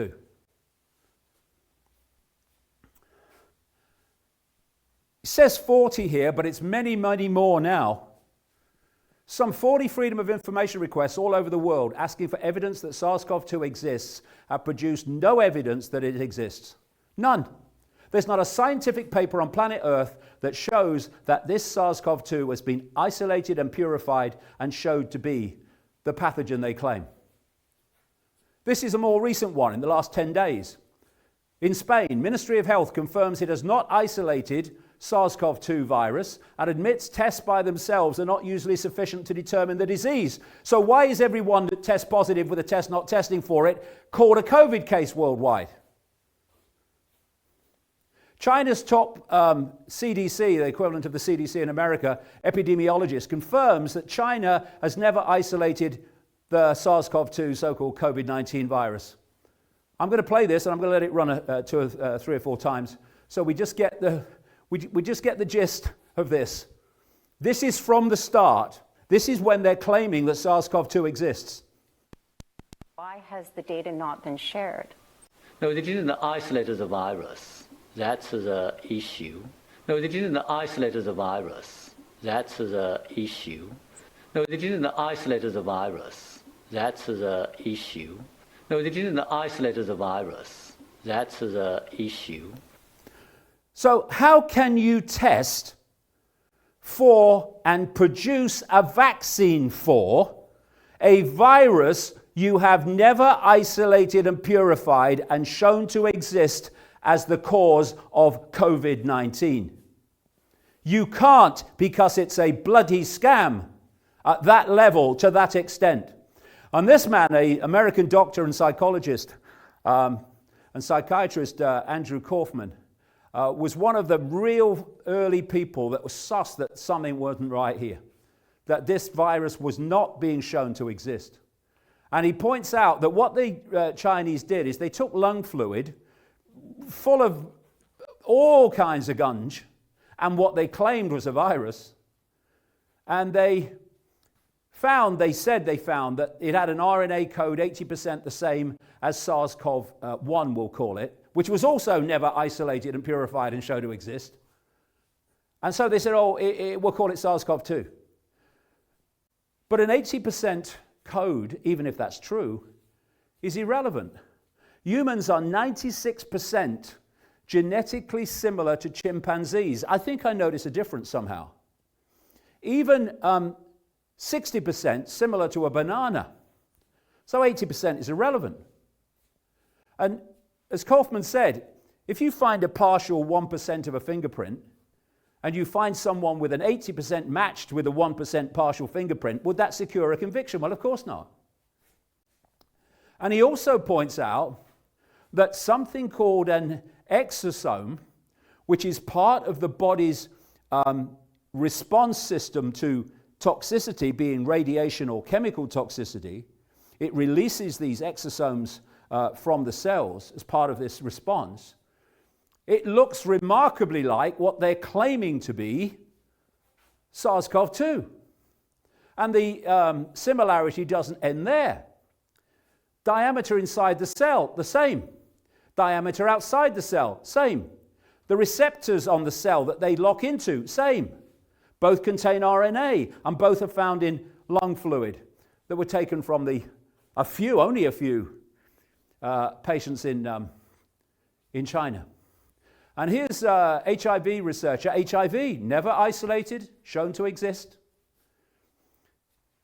James Hildreth, President and Chief Executive Officer of Meharry Medical College at Johns Hopkins University. The virus is fully an exosome in every sense of the word. And these are Kaufman's conclusions. He's not alone anymore, by the way. Respiratory and other illness produce exosomes, an immune system response that closely resemble what they call SARS-CoV-2 COVID-19. And exosomes and other contaminating genetic material can be picked up by the PCR test. Exosomes are not the cause of illness, they are a response to toxins in the cells. And when you look at this pandemic we were supposed to have of COVID-19, this is 2020. Oh God, I got shocked. These are 2020. And all those in maroon are years going back to 1943, and they're all higher excess mortality than in 2020. Where's the pandemic? This is COVID mortality exactly mirroring the natural mortality curve in the UK and India. Where's the pandemic in 2020? And even if you believe in this virus, the infection fatality rate is in different studies 0.23%, 0.15%, even as low as 0.04%. Now take away the fake cases with a PCR test not testing for the virus. take away the fake death certificates from the test when you die of something else, and what are you left with from those figures? Zero. Why? Because there is no virus. There never has been. Do any viruses cause disease?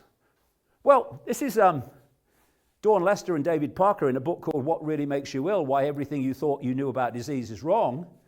And they point out the official definition of a virus also claims that viruses are causes of many diseases, as if this has been definitively proved. But this is not the case. There is no original scientific evidence that definitively demonstrates that any virus is the cause of any disease. None of the existing documents provides proof that supports the claim that viruses are pathogens. Well, if what we call viruses are an immune response to toxicity, well, they're not going to, are they? And in this book, Perceptions of a Renegade Mind, I quote doctors describing, it's a head shaker, describing how the process they go through to prove, they say, that a virus causes disease. It's a bloody shocker. It's comic book. It's juvenile. It's an insult to the intelligence. And that's how they claim also SARS-CoV-2 is supposed to exist. So what is SARS-CoV-2 really? It's a computer program.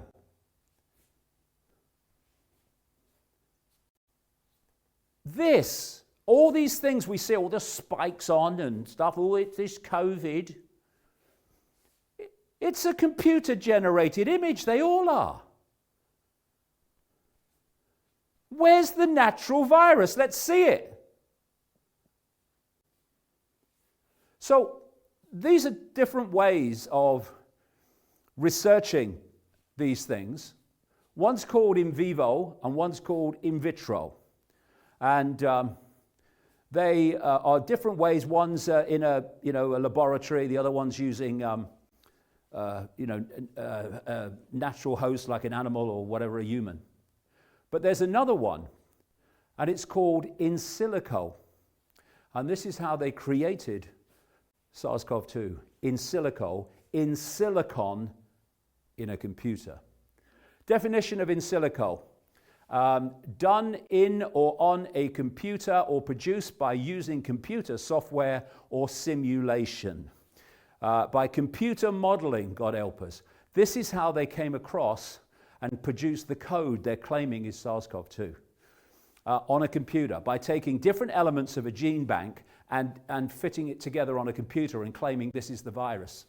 They've never isolated and purified in a natural state to show it exists, never mind get the bloody code. So what we're looking at with SARS-CoV-2 is literally a computer virus, not a natural one that invades the body. And if you've got a pseudo-virus, which is what it is, then you can only have a pseudo-vaccine, which is what we have, fake vaccine. And so when I read this, rare genome sequencing almost certainly proves COVID-19 was deliberately made in a Chinese lab before it was leaked to the world.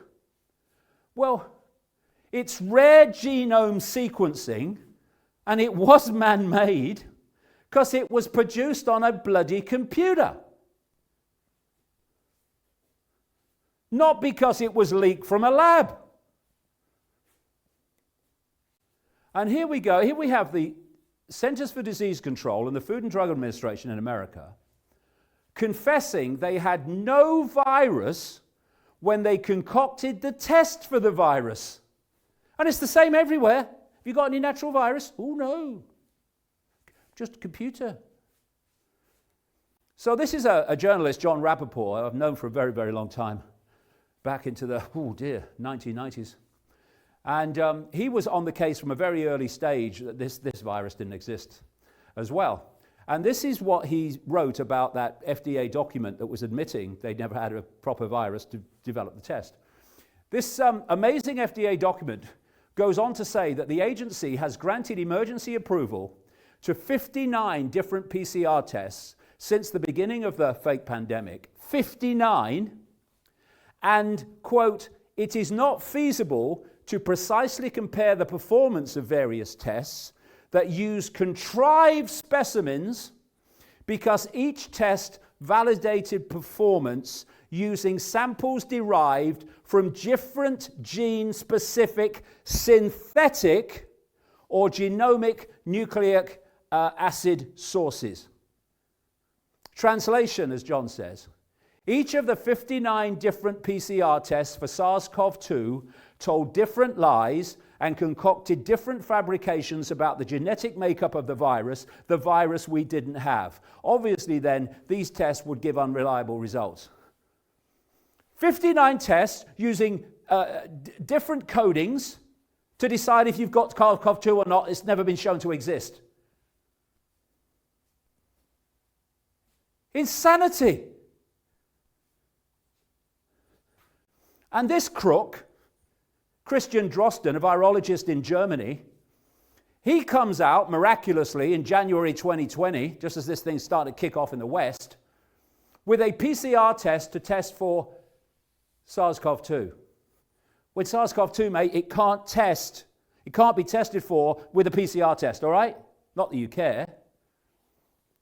And immediately, the World Health Organization, without any peer review of this test protocol, recommended it to all its member countries worldwide.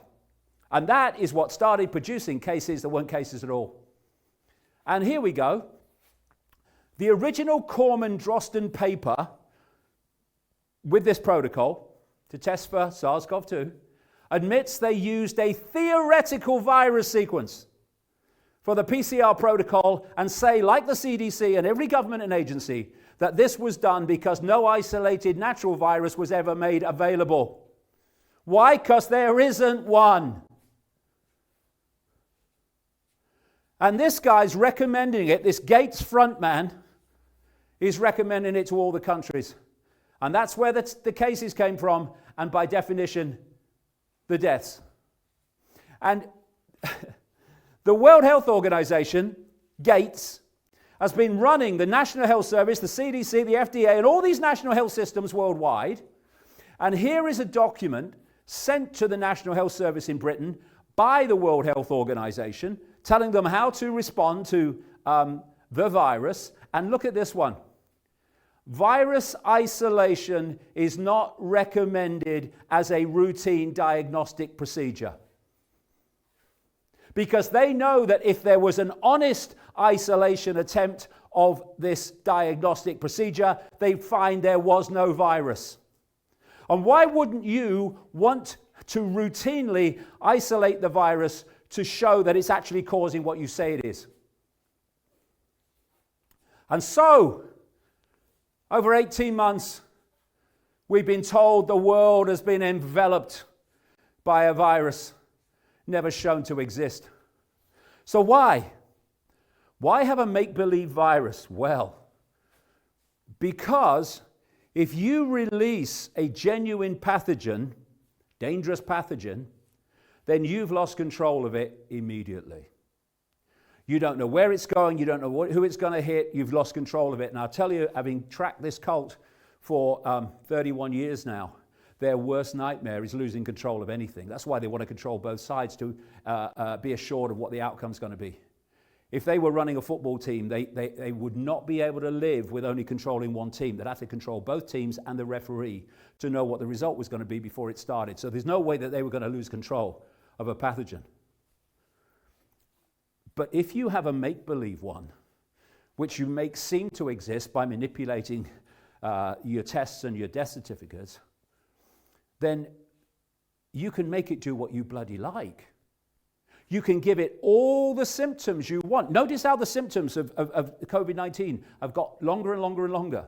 And notice that since all the catastrophe effects, consequences from these fake vaccines have started, with heart problems and all that stuff, the alleged symptoms and consequences of SARS-CoV-2, COVID-19, have encompassed what the vaccines are causing. If you don't have a virus, you can do that. If you don't have a pathogen, you can do that. And you can also do something else. You can invent as many new strains, mutants, as you like. They don't have to exist, just like your original doesn't exist. You make them up, but people will believe you, and then you can justify more of what you want to do because a new deadly variant, the variant of the variant is now upon us. So a reprise of how. Blueprint, China. Set the stall out for how you respond to the virus. Create the illusion of the virus in the first place. World Health Organization says China's way is the way everyone else throughout the world should respond. And it dictates to all national health pyramids and hierarchies. So the Chinese model and the World Health Organization model is imposed upon the people of the UK, the US, Canada, Europe, Asia, Africa. And the different hierarchies in different countries impose the World Health Organization response upon their country. And the doctors, they just keep repeating, because if they don't, then as we've seen, they'll lose their job and careers. It's COVID, it's COVID, it's COVID, it's COVID, it's COVID, it's COVID. And it becomes a mind virus. I've got a sniffle. That's COVID. I had a sniffle last year. Well, that was COVID. Well, I had a sniffle in 2019. Well, that was probably an early part of COVID. In 2018. Oh, no, that was the flu. Madness. And how they are deciding you have COVID-19 is symptoms and a test. Symptoms. What did they say in China? Flu-like symptoms. Oh, that means like the flu then. And these symptoms of COVID-19 are the symptoms of a vast range of other ailments, making the re-diagnosis to COVID-19 of something else a piece of cake, child's play. And then they have the test. And that's the test, not testing for the virus, and because it can't. And then you have the lateral flow test, which is so bloody useless. This is going up the noses of kids, etc. Is so bloody useless that if you test positive, you have to have a PCR test, not testing for the virus, to check if that is lateral flow test is accurate. The PCR test does not measure the quantity of an alleged virus or pathogen. It only measures for genetic material. It cannot tell if you are sick. This is from the creator of it. And the medical scientist in that email in March of 2020 wrote this: PCR does not test viral load and therefore can't determine if a virus is present in sufficient quantities to sicken you. If you feel sick and get a PCR test, any random virus might be identified even if they aren't at all involved in your sickness, which leads to false diagnosis. That's the whole idea. And it's been seen sometimes in the media that these tests could be picking up other things and not the virus. So this fraudulent test is the foundation of it. The whole COVID scam is coming from this, and has been from day one, the moment it was introduced. Because this gave you the cases, and from the cases you get the deaths through re-diagnosis. German physician, Dr. Klaus Kohlin, I don't believe it's a new virus, it's just a new test. Hamburg doctor, Mark Fidicki, you could turn a man falling down the stairs into a virus victim, it's a kind of magic. Yeah, it's called lying. Infectious medical science specialist, Dr. Sucharit Bhakti. These measures, talking about lockdown, are leading to self-destruction and collective suicide because of nothing but a spook. And then we come to this part of the scam, amplification. What the PCR test does is very simply, as Kerry Mullis said, it makes lots of somethings out of something. So you take a tiny piece of genetic material, which you're testing, and the PCR test makes lots and lots of copies of it. It's called amplification. And the more copies you make, the more sensitive the test becomes to the genetic material. In other words, the more positives you're going to get, not for a virus, but for different elements of this genetic material, many of which we have in our bodies as a matter of course.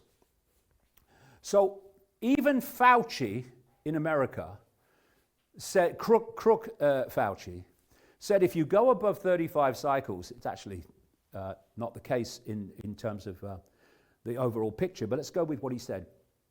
If you go over 35 cycles of amplification of the test, then everything above that, the test is irrelevant, because you can't say that it's accurate because of the amplification's too high.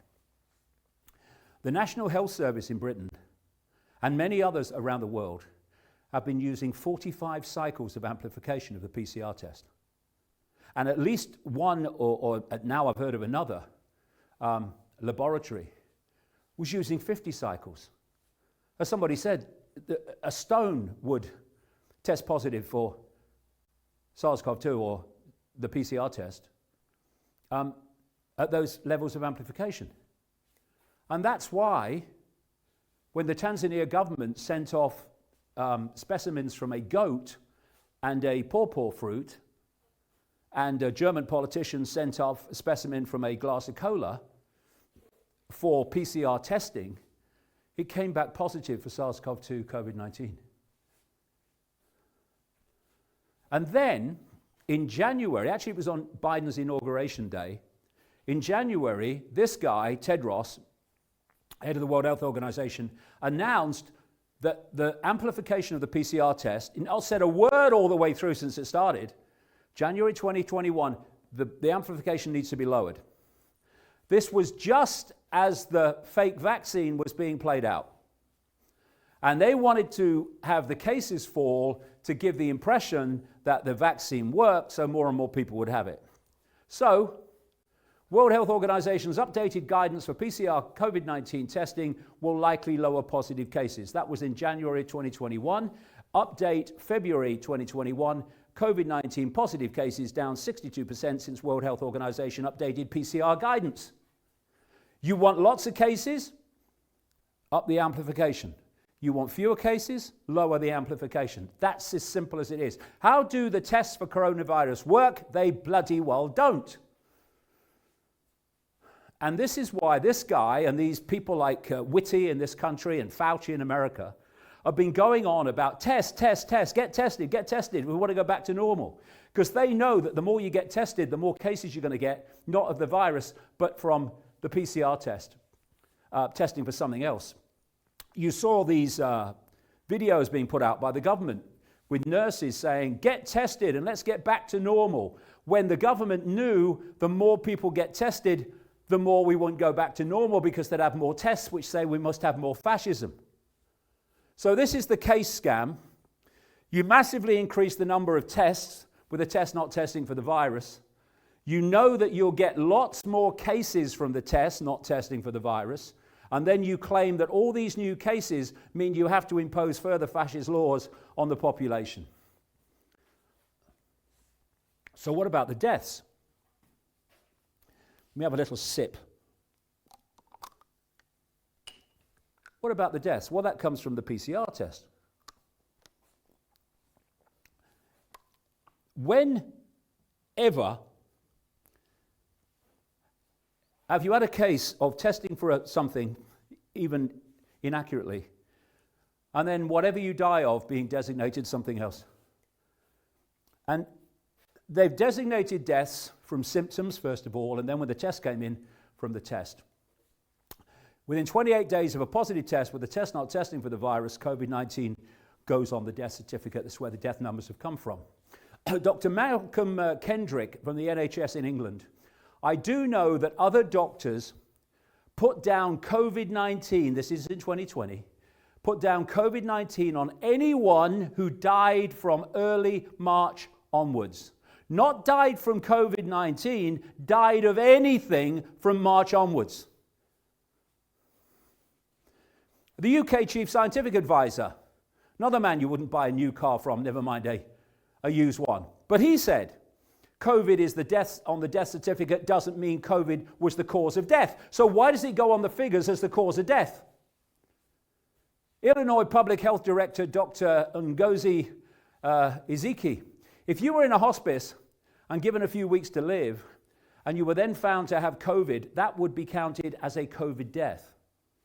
There might be a clear alternative cause, but it is still listed as a COVID death. So everyone listed as a COVID death doesn't mean that that was the cause of the death, but they had COVID at the time of death. No! That they tested positive with a test not tested for it at the time of death. Feds classifying all coronavirus patients as deaths of COVID-19, deaths regardless of cause. Florida COVID-19 fatalities data included a man who died in a motorcycle accident. Grand County, Colorado coroner, 40% of the COVID-19 deaths were actually victims of gunshot wounds. And where did the flu go? What's flu got? All flu-like symptoms. This is Australia. This is the flu in Australia in 2019. This is the flu in Australia in 2020. The flu's disappeared. No. It's been redesignated COVID-19 because they haven't got a virus. For the first time in 36 years, there will be no flu season in South Africa. But South Africa hit 500,000 confirmed COVID cases, still not at the peak.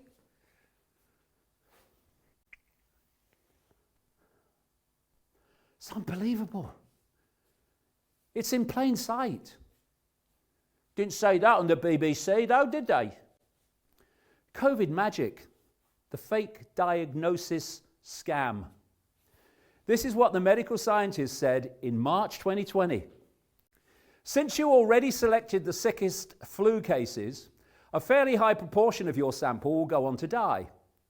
You can then say this new virus has a case fatality rate higher than the flu, and use this to infuse more concern and do more tests, which will of course produce more cases, which expands the testing, which produces yet more cases, and so on and so on. Before long, you have your pandemic. And all you have done is use a simple test kit trick to convert the worst flu and pneumonia cases into something new that doesn't actually exist. And he called it in March 2020. And this is Wuhan, if you can see it in there somewhere, one of the most polluted cities in the world, where naturally you would expect is enormous amounts of respiratory disease. And that's where they played their card to give the illusion of the existence of COVID. But China's a long way away from the West. It's a very a different culture to the West. And we're trying to scare the shit out of the West into compliance. So you can do all the stuff you like out of China and all the footage, and it will have an effect, yes. But it's still a long way away. What you have to do as part of this PSYOP is to have an example in the West to frighten the said shit out of the West, people of the West. So they chose Northern Italy, which just happens to have an appalling atmosphere and lots of respiratory disease in the area known as Lombardy. And so we had the crisis in Italy. Now, the crisis in Italy was merely to give a Western fear base to Western people so that they would say, well, this is not China, this is Italy. If it's Italy, this could happen to me. That was the psychology.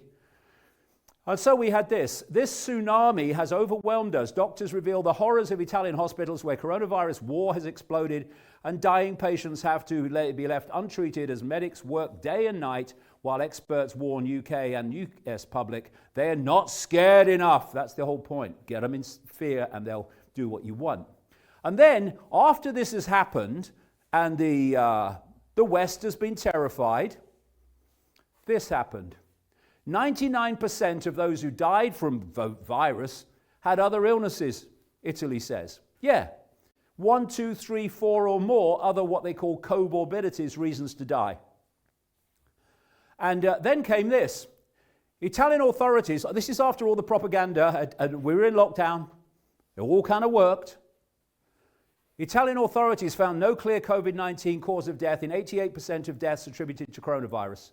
Professor Walter Ricciardi, scientific advisor to Italy's Minister of Health, said, the way in which we code deaths in our country is very generous. Oh, yes. in the sense that all the people who die in hospitals with the coronavirus are deemed to be dying of the coronavirus, testing positive with a test not testing for it. On revaluation by the National Institute of Health, only 12% of the death certificates have shown a direct causality from coronavirus. So what happened to all that crisis and madness in Italy? All of it was created to frighten the crap out of you. And this is more recent, this is this week. Italian Higher Institute of Health adjusts number of deaths due to COVID alone since February 2020, downwards from over 130,000 to under 40,000. Well, actually, bring it down to zero and you're getting somewhere near the truth. And here we have CDC in America quietly edit death tolls. Less than 6% of alleged 150,000 plus deaths were really COVID. And so, with these, if you believe in it, infection to fatality rates, take all that stuff off, and what are you left with? Zero. There is no virus. And this psychopath was claiming 3.4% infection to death rate at the start of this when he was trying to frighten the life out of people all over the world into conforming. And that's the real figure for COVID deaths and infections with SARS-CoV-2.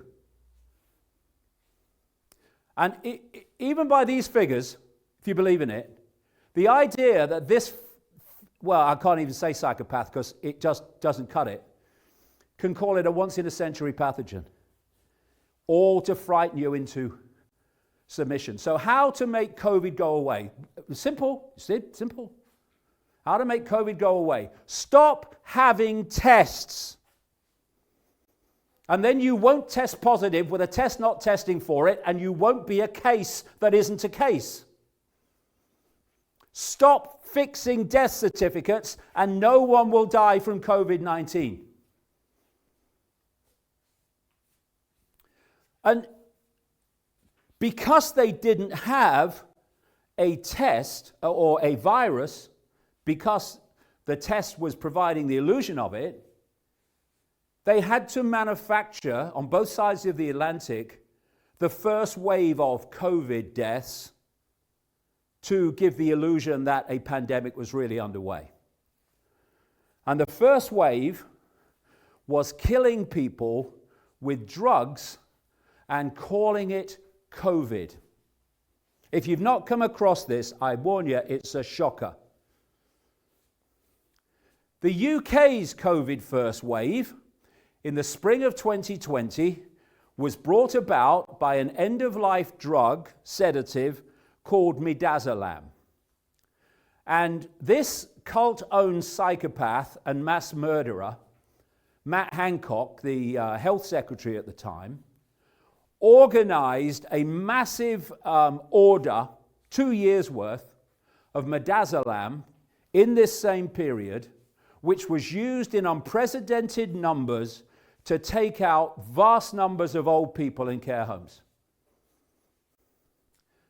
Traits of a psychopath: no empathy, no remorse, no shame, pathological liars. Spring 2020, National Health Service in Britain wrote to all hospitals on the order of the Health Secretary, Matt Hancock, telling them to free up the maximum possible number of beds by urgently discharging any patients they could. Old people were discharged to care homes. If that old person is in hospital, they're bloody ill, but they're sent out to care homes. The NHS cancelled all non-urgent treatments. There was, following, no massive input of COVID patients. Bed occupancy in the National Health Service fell from the usual 90% to an average of 63%. But there was also a huge decrease in attendance at accident and emergency departments, and patient admissions fell significantly. So taking all those old people out into care homes from hospital was not because of a COVID input. And the hospitals in that period were so empty, we had all these dancing nurses dancing through empty hospitals. And we were told that the hospitals were overrun with COVID patients. They lie to you, ladies and gentlemen. They lie to you all the time. When their lips are moving, they are lying. Whatever they tell you, you invert it and you'll get closer to the truth. So all this is going on while we're told the hospitals are overrun with COVID and there's a first wave. Wait for this. Nothing to do but dance. What, during a pandemic? And all the time this is going on, the performing seals are coming out of their house in Britain, clapping the NHS as heroes. What, on TikTok? So, murder by midazolam. The justification of getting those old people out of hospital, absolutely unjustified by the figures alone. So, Health Secretary Matt Hancock, who gave the order to discharge those patients, secured vast quantities of the drug midazolam in the same period, including 2 years' supply from France. Midazolam is an end-of-life sedative used by some US states in the execution process. 2 years' worth of midazolam was purchased in March 2020, but at the same time, operations were cancelled for a minimum of 3 months. Therefore, midazolam was not required for use in sedation prior to operations, which released even more to kill people. So we had this to and fro in a Zoom version of the House of Commons in this same period, where this Matt Hancock and this MP called Luke Evans, a doctor, talked about a good death, how to give people a good death. A good death is a direct translation from the Greek word euthanasia. How do we give people a good euthanasia? Using midazolam and morphine. This is the exchange. Dr. Evans, a good death, Greek euthanasia, needs 3 things: equipment, medication, and the staff to administer it. On equipment, do you have enough syringe drivers? These are the technology that drive drugs in a way that they are programmed to do, like midazolam, so they don't have to keep coming up and doing it individually. On equipment, do you have enough syringe drivers in the NHS to deliver medications to keep people comfortable when they're passing away? Yes, we have, said Hancock. A challenge was raised about that 8 days ago. It was not as big a challenge as was made public, and we have resolved it. Yes, right now we have enough. Evans, the syringe drivers are used to deliver medications such as midazolam and morphine. Do you have any precautions in place to ensure that we have enough of those medications? And he goes on to say, yes, we've basically had this big order, and thus we've got enough. So this is what followed. The Health Foundation said that prescribing of midazolam increased in this same period, the spring of 2020, by more than 100%. Data shows that up to the 13th of May 2020, deaths in care homes from all causes were 159% higher than at the start of the COVID-19 outbreak. In April 2020, the ratio of excess deaths in English care homes was almost 3 times that of the previous 5 years' average. During the same month, 6 out of 10 people who died from, quote, COVID-19 were disabled because they were being treated the same. The Office of National Statistics said the largest effect was associated with living in a care home or other communal establishment. If they'd got control of you, you were getting the end-of-life treatment. So here, in this exact period, is the massive increase in midazolam prescribing, thanks to what Hancock had ordered. And that's the same period that thousands and thousands of old people were dying in care homes, having been given midazolam. According to official data, in April 2019, up to 21,977 prescriptions for midazolam were issued, containing 171,952 items, the vast majority being midazolam hydrochloride. However, in April 2020, 45,033 prescriptions for midazolam were issued, containing 333,229 items, the vast majority being midazolam hydrochloride. That's a 104.91% increase in the number of prescriptions issued for midazolam, and 93% increase in the number of items they contained. But these weren't issued in hospitals, they were issued by GP practices, which can only mean one thing: they were issued for end-of-life care. So, how about this for a coincidence? Midazolam induces significant depression of respiration. UK regulators insist midazolam should only be administered in a hospital or doctor's office under the supervision of a doctor or nurse to monitor the breathing of the patient in order to provide life-saving treatment to the patient if breathing slows or stops. Midazolam should be used with extreme caution in elderly patients. The US National Library of Medicine: midazolam injection may cause serious or life-threatening breathing problems, such as shallow, slowed, or temporary stopped breathing, that may lead to permanent brain injury or death. You should only receive this medication in a hospital or doctor's office that has the equipment that is needed to monitor your heart and lungs and to provide life-saving medical treatment quickly if your breathing slows or stops. Your doctor or nurse will watch you closely after you receive this medication to make sure that you are breathing properly. Well, that never bloody happened. But here's the scam, therefore. And they called this the first wave of COVID in Britain, because they didn't have a virus, they didn't have a COVID-19, so they had to give the illusion of it. And they did it by killing old people. Number one, you get the elderly out of the hospital. Number two, you give them midazolam to create respiratory distress. Three, when they die, you call it COVID-19. When thousands die, you call it the first wave of COVID. Data from the Office of National Statistics reveals that during April 2020, there were 26,541 deaths that occurred in care homes, an increase of 17,850 on the 5-year average. This is half the amount of alleged COVID-19 deaths during the same period. Mass murder. Most alleged COVID deaths have occurred in people aged 90 plus. The next age group with the most deaths being 85 to 89, then 80 to 84, and so on. There's a general decrease in the number of deaths to the 65-69 age group, but then we see a dramatic fall to pretty much zero in anyone aged under the age of about 60. Average age of a COVID death is higher than the average life expectancy. So why did COVID kill the old and not the young? The fake vaccines are now killing the young, but before that, before the fake vaccines appeared, it was killing old people almost exclusively and not the young. Why? Well, the older you get, the more people die.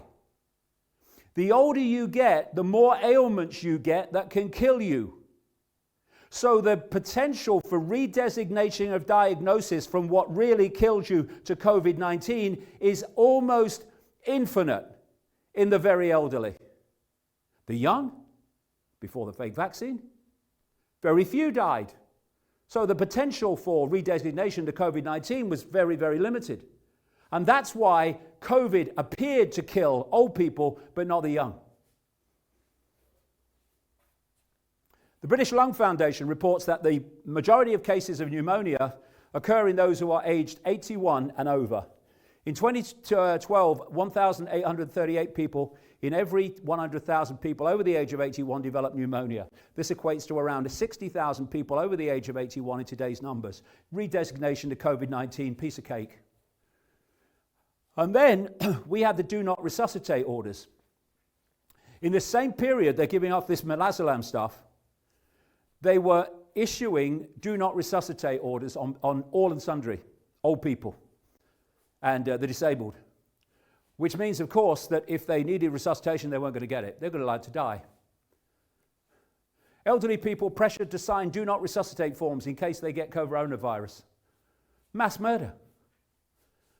Son slams inhumane care home staff for refusing to let him visit his dying mother, 89, who has dementia, while she was still able to recognize him.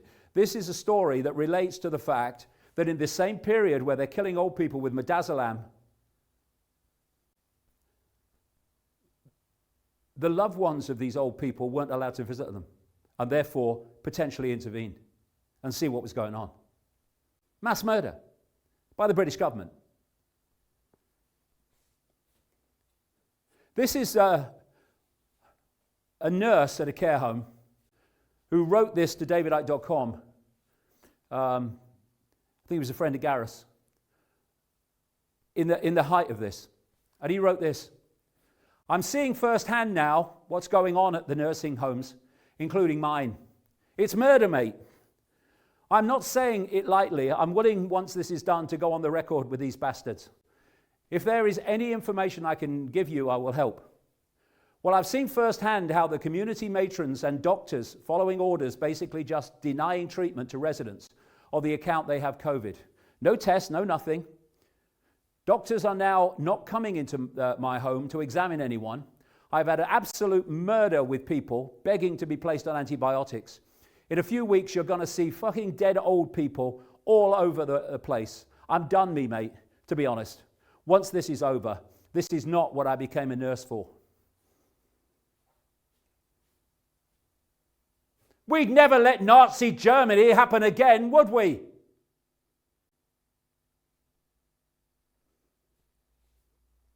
Care home residents account for up to half COVID-19 deaths in Europe. It was going on everywhere, including America.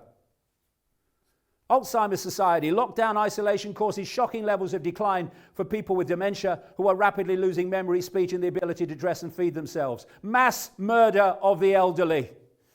Kissinger's useless eaters. Doctors issuing unlawful do not resuscitate orders for disabled COVID patients. Nazi Germany. Killing the infirm, killing the disabled, killing those with learning difficulties. Unprecedented number of DNR orders for learning disabilities patients. The Care Quality Commission found that 34% of those working in health and social care were pressured into placing do not attempt cardiopulmonary resuscitation orders on COVID patients who suffered from disabilities and learning difficulties without involving the patient or their families in the decision.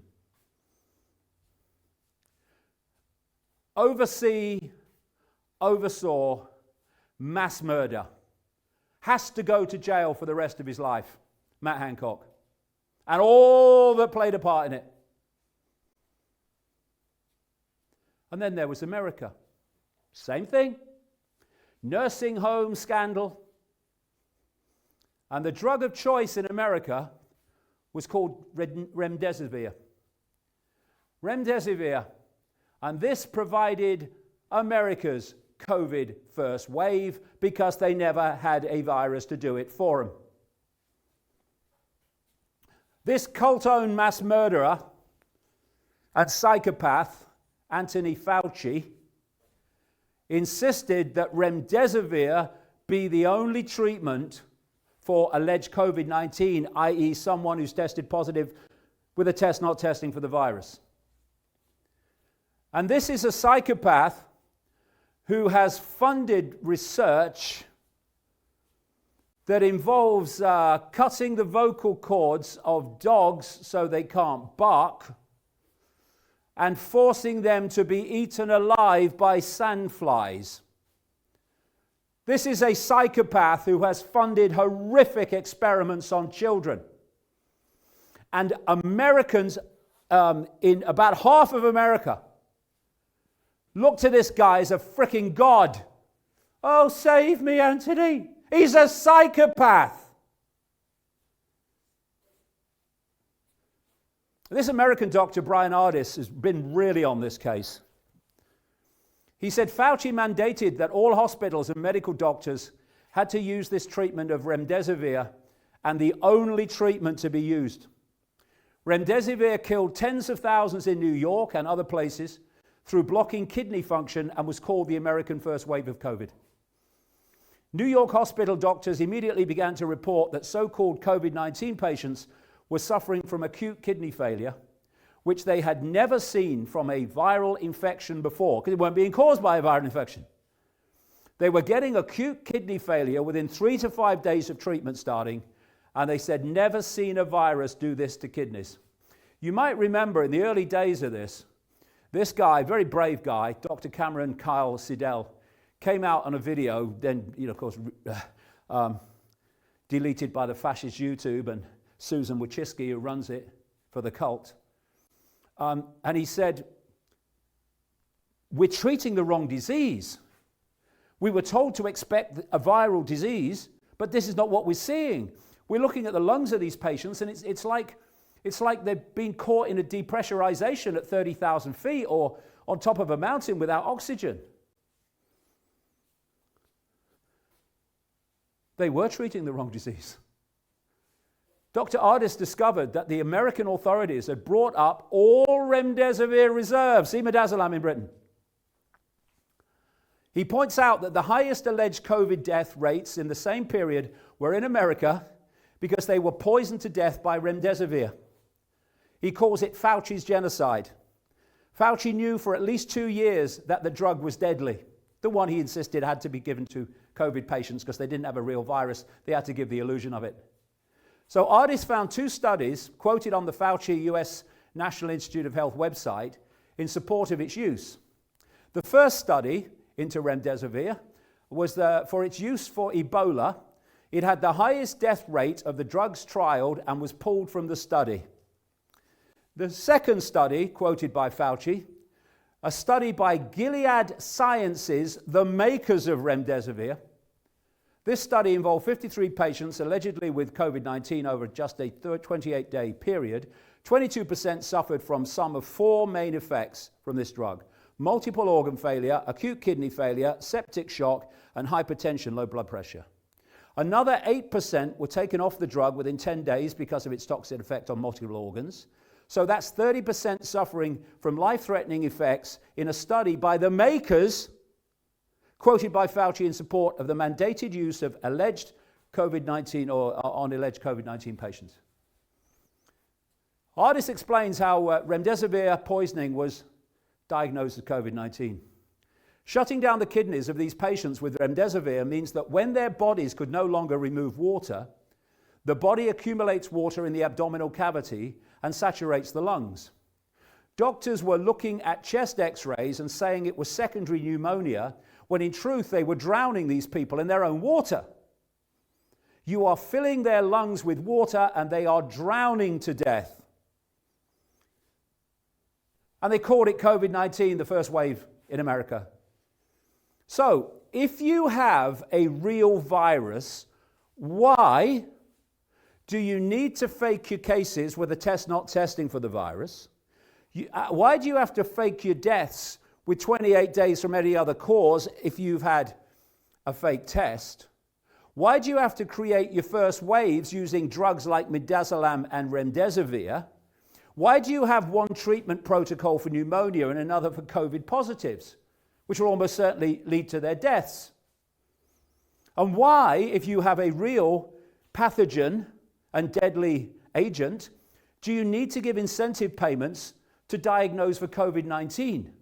Because that's what they did. In America, hospitals have paid $4,600 for diagnosing regular pneumonia, $13,000 for diagnosing COVID-19 pneumonia with the same symptoms.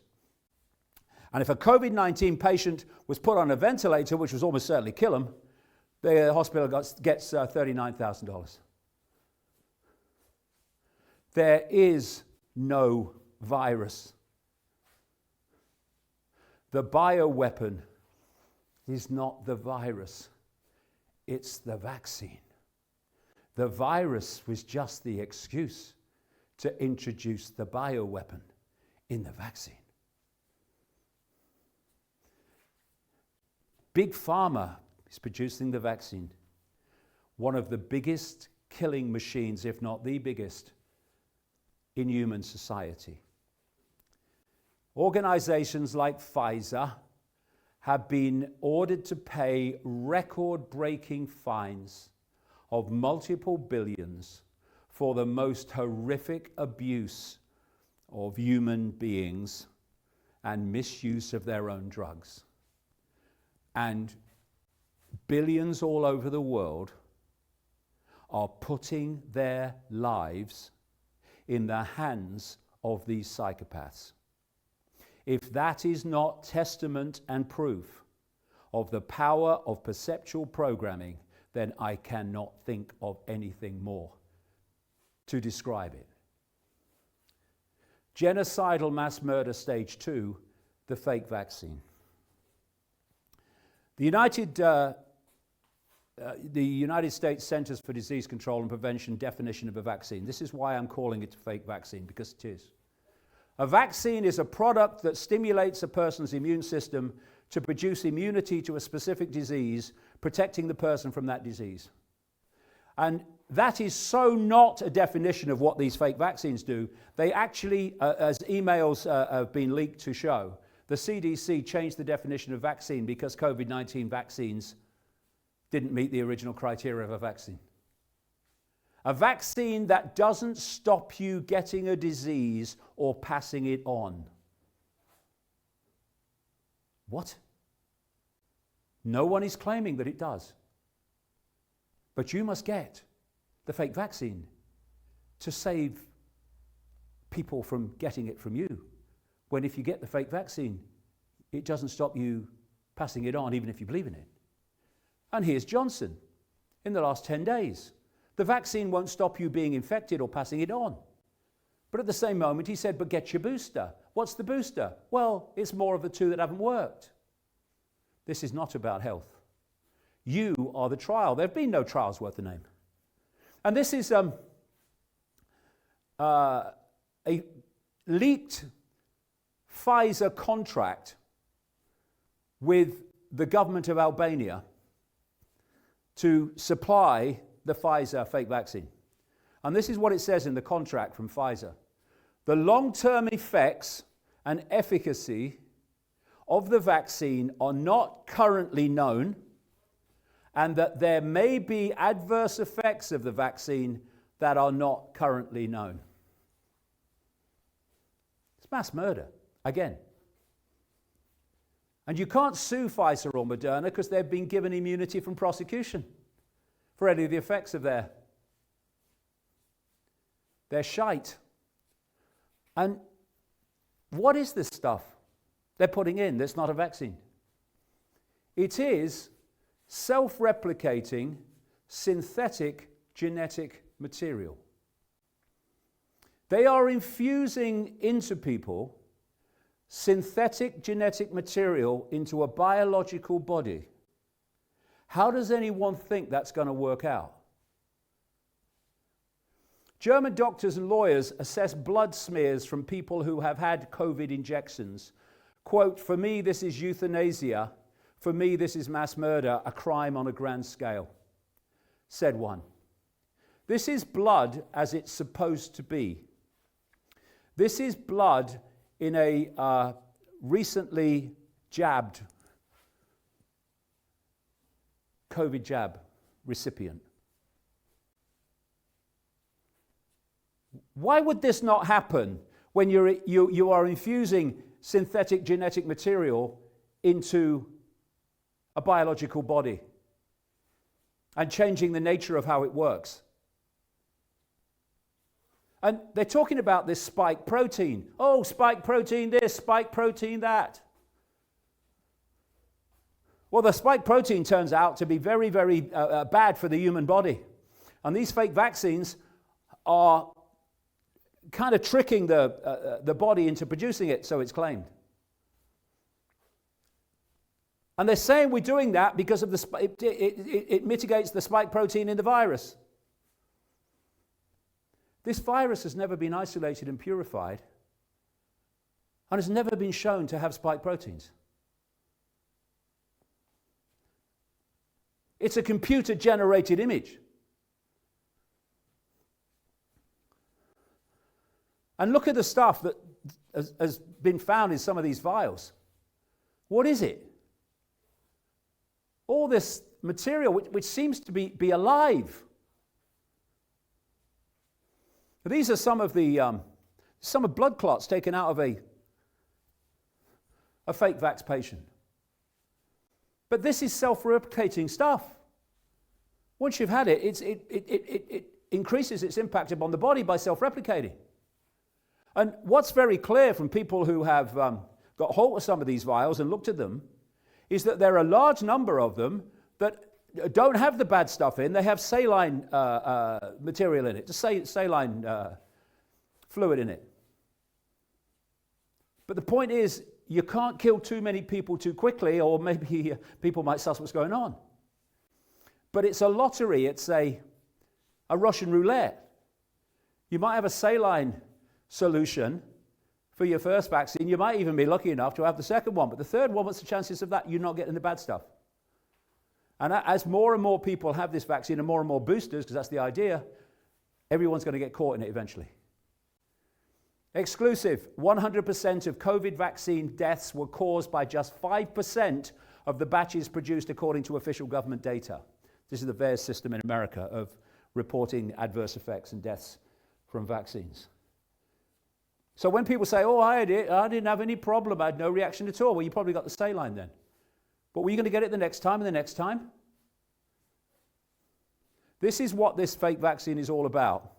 Mass depopulation, sterilization of the human form that we know today, and genetic transformation of those that are not mass depopulated. That's what this is all about. And all of those things have been in my books all these years, pointing out that this is the agenda that they want to introduce. And here we are staring at it, called COVID fake vaccines. Moderna had specific COVID-19 mRNA shot ready in 2019 before pandemic was announced. It goes back much further than that. It's been long planned. So, let's look at some of the real reasons for this. The real reasons for the fake vaccines. Number one, connecting humans to AI, artificial intelligence. Where this is planned to go is to create an artificial intelligence technocracy. And a technocracy is defined as government or control of society by an elite of technical experts, not elected politicians. They're designed to go. So this cult has been leading, as my books have been pointing out over the many, many years, to a point where the world is controlled by technology and by technocrats running that technology. And so we had the Internet of Things. Remember that? I mean, I remember writing in my books about warning about the coming Internet of Things and what that meant, and now it's everywhere. What I mean by that is everything's connected to the Internet, including increasingly your bloody car. And the idea has long been, as again my books have said for a long time, to create the next stage, which is the Internet of Everything, and that includes connecting humanity to this web, to this Internet, to this cloud. And these fake vaccines are fundamental to getting that connection. What they're building is a global control grid. This is why they're putting all these low orbit satellites up, projecting Wi-Fi, 5G, etc., at the Earth, because they want to cover every inch of the Earth with Wi-Fi, because everybody's supposed to be, planned to be connected to that Wi-Fi, to that what they call the cloud or the smart grid. And so connecting humanity to AI via the cloud is a long, long plan of this cult. And now they're putting stuff into the body via these fake vaccines to make that connection. This is Ray Kurzweil, a Google executive, so-called futurist. It's very easy to predict the future if you know what's coming. And he said, humans will have hybrid cloud-powered brains by 2030. He said, our thinking will be a hybrid of biological and non-biological thinking. Humans will be able to extend their limitations and think in the cloud. We're going to put gateways in the cloud in our brains. We're going to gradually merge and enhance ourselves. In my view, that's the nature of being human. We transcend our limitations. Load of crap. As the technology becomes vastly superior to what we are, i.e. the AI, then the small proportion that is still human gets smaller and smaller, and smaller until it's just utterly negligible. The idea is to assimilate human awareness, human consciousness into AI. So AI becomes the human mind. With robots in our brains, Kurzweil says, we'll be superhuman, godlike. No. We'll be post-human and subhuman, and that's the idea.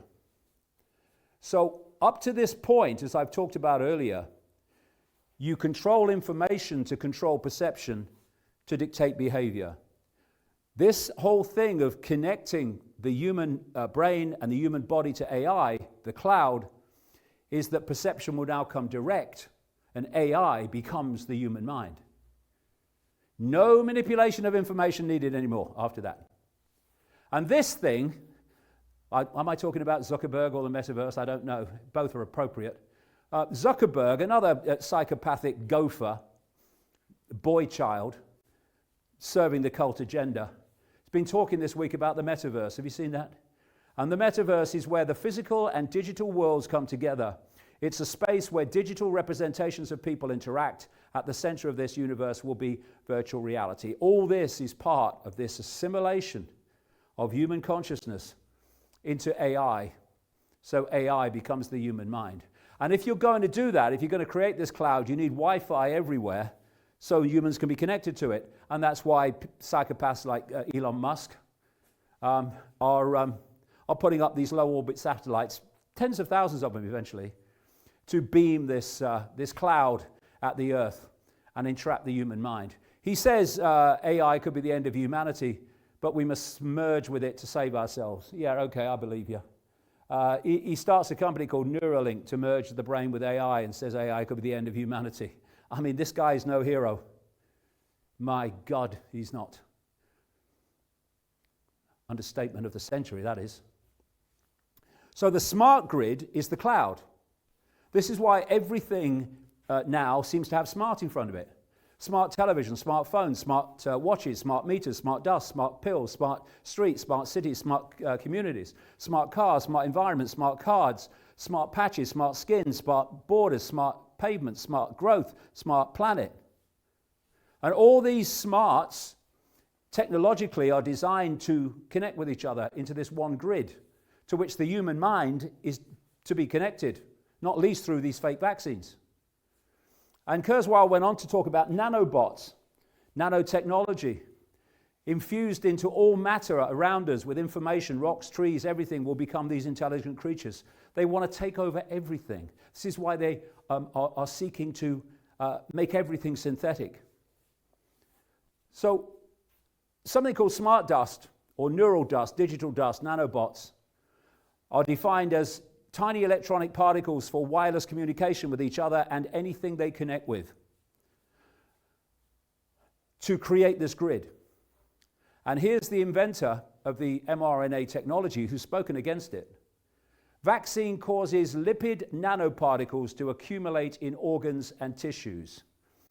These nanoparticles are being put into the body through these fake vaccines. In fact, the nanoparticles are part of the process of tricking the cells in the immune system to let them in where they normally would reject them. How nanotechnology helps mRNA COVID-19 vaccines work? It works in that way, as like a Trojan horse technique. The point being that the body's being infused with all these nanobots, nanotechnology, which is self-replicating, and they're forming, and you can see these in some pictures from the vials, they are forming almost like neuron networks, which are part of the communication system with the cloud to override the neuron networks of the brain. This is what's going on inside people. And there's more and more all the time. And so they are connected through these various devices to this cloud, and the cloud starts doing their thinking for them, getting you to the smart grid or connecting you to the smart grid to control your mind. And American scientists have found toxic graphene oxide in these some of these vials and these fake vaccines. And graphene is a superconductor of electricity. It's part of this whole connection as well as many other things. It's magnetic. Magnetic graphene forms new kind of magnetism. Again, all part of this connection to this smart grid and AI. What's that doing in frickin' vaccines for COVID?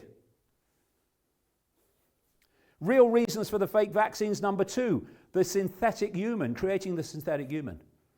They're phasing out this human into a synthetic human. I've been writing about this for so long, and here we are. Human 2.0. And it's in the mainstream media now that this is where we're going. And how is synthetic biology shaping the future of drug discovery? Well, synthetic biology is a massively expanding discipline now within mainstream science, because everything's becoming synthetic as part of this process of moving to a much more synthetic human, human 2.0. Synthetic biology, the branch of biology that involves undertaking large-scale manipulation of DNA sequences in order to modify biological systems to perform new functions, such as the production of drugs and the destruction of cancer cells. That's the selling point. Synthetic biology, the application of computer science techniques to create artificial biological systems. And that's what this mRNA synthetic genetic material in these fake vaccines is designed to do, is to change the body to create artificial biological systems to override the ones we have now. And this is why everything is becoming synthetic. Synthetic crops, synthetic this, synthetic everything. It's alive, but is it live? Synthetic biology and the future of creation. This is the process we're seeing in front of our eyes of turning the human body into something very different for those that survive the mass depopulation. Rapid development of a synthetic DNA vaccine for COVID-19. These fake vaccines are all part of this process. To develop a coronavirus vaccine, synthetic biologists try to outdo nature. They want to override what we call nature. So what's in my mRNA vaccine? Material to change the nature of your body. And a lot of people won't survive that process, and there's your depopulation. The effect of RNA on DNA means that mRNA vaccines can permanently alter your DNA. This is what is happening. And mRNA, what is it? Messenger RNA. The infusion of synthetic genetic material, mRNA, is changing the messaging system of the body. Now, when you're healthy, it's because, like with a healthy working computer, your messaging system from the brain through the cellular structure is in balance and in harmony, and it's communicating as it should. That's called health. But when that messaging gets knocked out of kilter, then obviously, like with a computer, when the messaging goes awry, the computer stops working properly. So does the body. And so what you've got with these fake vaccines is the potential, and we're already seeing it, to change the messaging system of the body in so many potential ways that the number of consequences and health consequences of these vaccines is simply endless, depending on how the mRNA messaging changes, or the messaging changes in general. So synthetic genetic rewiring that is self-replicating, that's what we're looking at. And the synthetic human they want to create will not have a sex, no sexes, and will not be able to procreate. It will be done, procreation will be done technologically, as described by Aldous Huxley in Brave New World as long ago as 1932. So welcome to the new world, kids. This is how the human race is designed to be created in the not too distant future. And Huxley described it in Brave New World, exactly what's going on now. Natural reproduction has been done away with, and children are created, decanted, and raised in hatcheries and conditioning centers from birth. People are genetically designed to fit into one of 5 castes, which are further split into plus or minus members and designed to fulfill predetermined positions within the social and economic strata of the world state. And the state would bring up the kids, which is why there's an attack on parenthood that is incessant. This is the maternity ward of the not too distant future. If we don't get our asses in gear fast on this, the dehumanization of the human race, which we're seeing all the time anyway, but it's designed to be technologically dehumanized. And what Huxley was describing in Brave New World in terms of artificial creation of life, human life, it's now happening. The very same technology is coming out to do this. The real reasons for the fake vaccine: 3, sterilizing human 1.0. If you want to bring in human 2.0, you want to destroy human 1.0. And so that's what's happening. And that's also what these fake vaccines are about too. They're operating on many levels. It's known that you can mass sterilize people through agents in vaccines. Doctors warn about COVID vaccine dangers to fertility, and the government says it doesn't know the impact on fertility. That's actually in a document, a government document. A registered nurse and certified medical investigator on the cancer-causing sperm and fertility-destroying DNA-changing ethylene dioxide used in COVID test swabs. It's not just the vaccines. This stuff you're putting up your nose is containing stuff to do this as well. And so, in this same period as we're moving from human 1.0 to human 2.0, alarming drop in sperm counts all over the world, particularly in the West. Poor quality Western diet, they're blaming it on, but there are many, many reasons for it. And this is a CNN article. If sperm was an animal, science might worry that it's heading towards extinction in Western nations. And Countdown, this is a book detailing the catastrophic collapse of sperm counts in males through gender-bending chemicals, the smartphones in the pockets, all these things. And testosterone, the male hormone, is also plummeting, which is why males are increasingly acting differently to what we've known before. Male fish are changing sex because of chemicals we flush down the drain. Why wouldn't that happen to humans? It is happening. And the idea is to fuse men and women into this human 2.0, which would have no genders, no sex. So it won't procreate. And it doesn't need to procreate, because that's designed to be done technologically. So when we see this, the future has no gender, the end of gender, that's actually literally true, but not what the transgender activists think. They're just a vehicle. They don't realize it. This is not about transgender. This is about no gender, the no gender human. Transgender rights are human rights, yeah. And so are everyone else's. And I mentioned at the start of this second section, Dr. Richard Day, on all those predictions he made, which have come true in 1969, one of the others he said was, we're going to make boys and girls the same. And that's exactly what they're doing. This is a part of bringing drag queens into schools and libraries to read books to small kids and do their strutting stuff. I've got nothing against drag queens. Do what you like, mate, as long as it makes you happy. But doing this to kids is being done for one reason.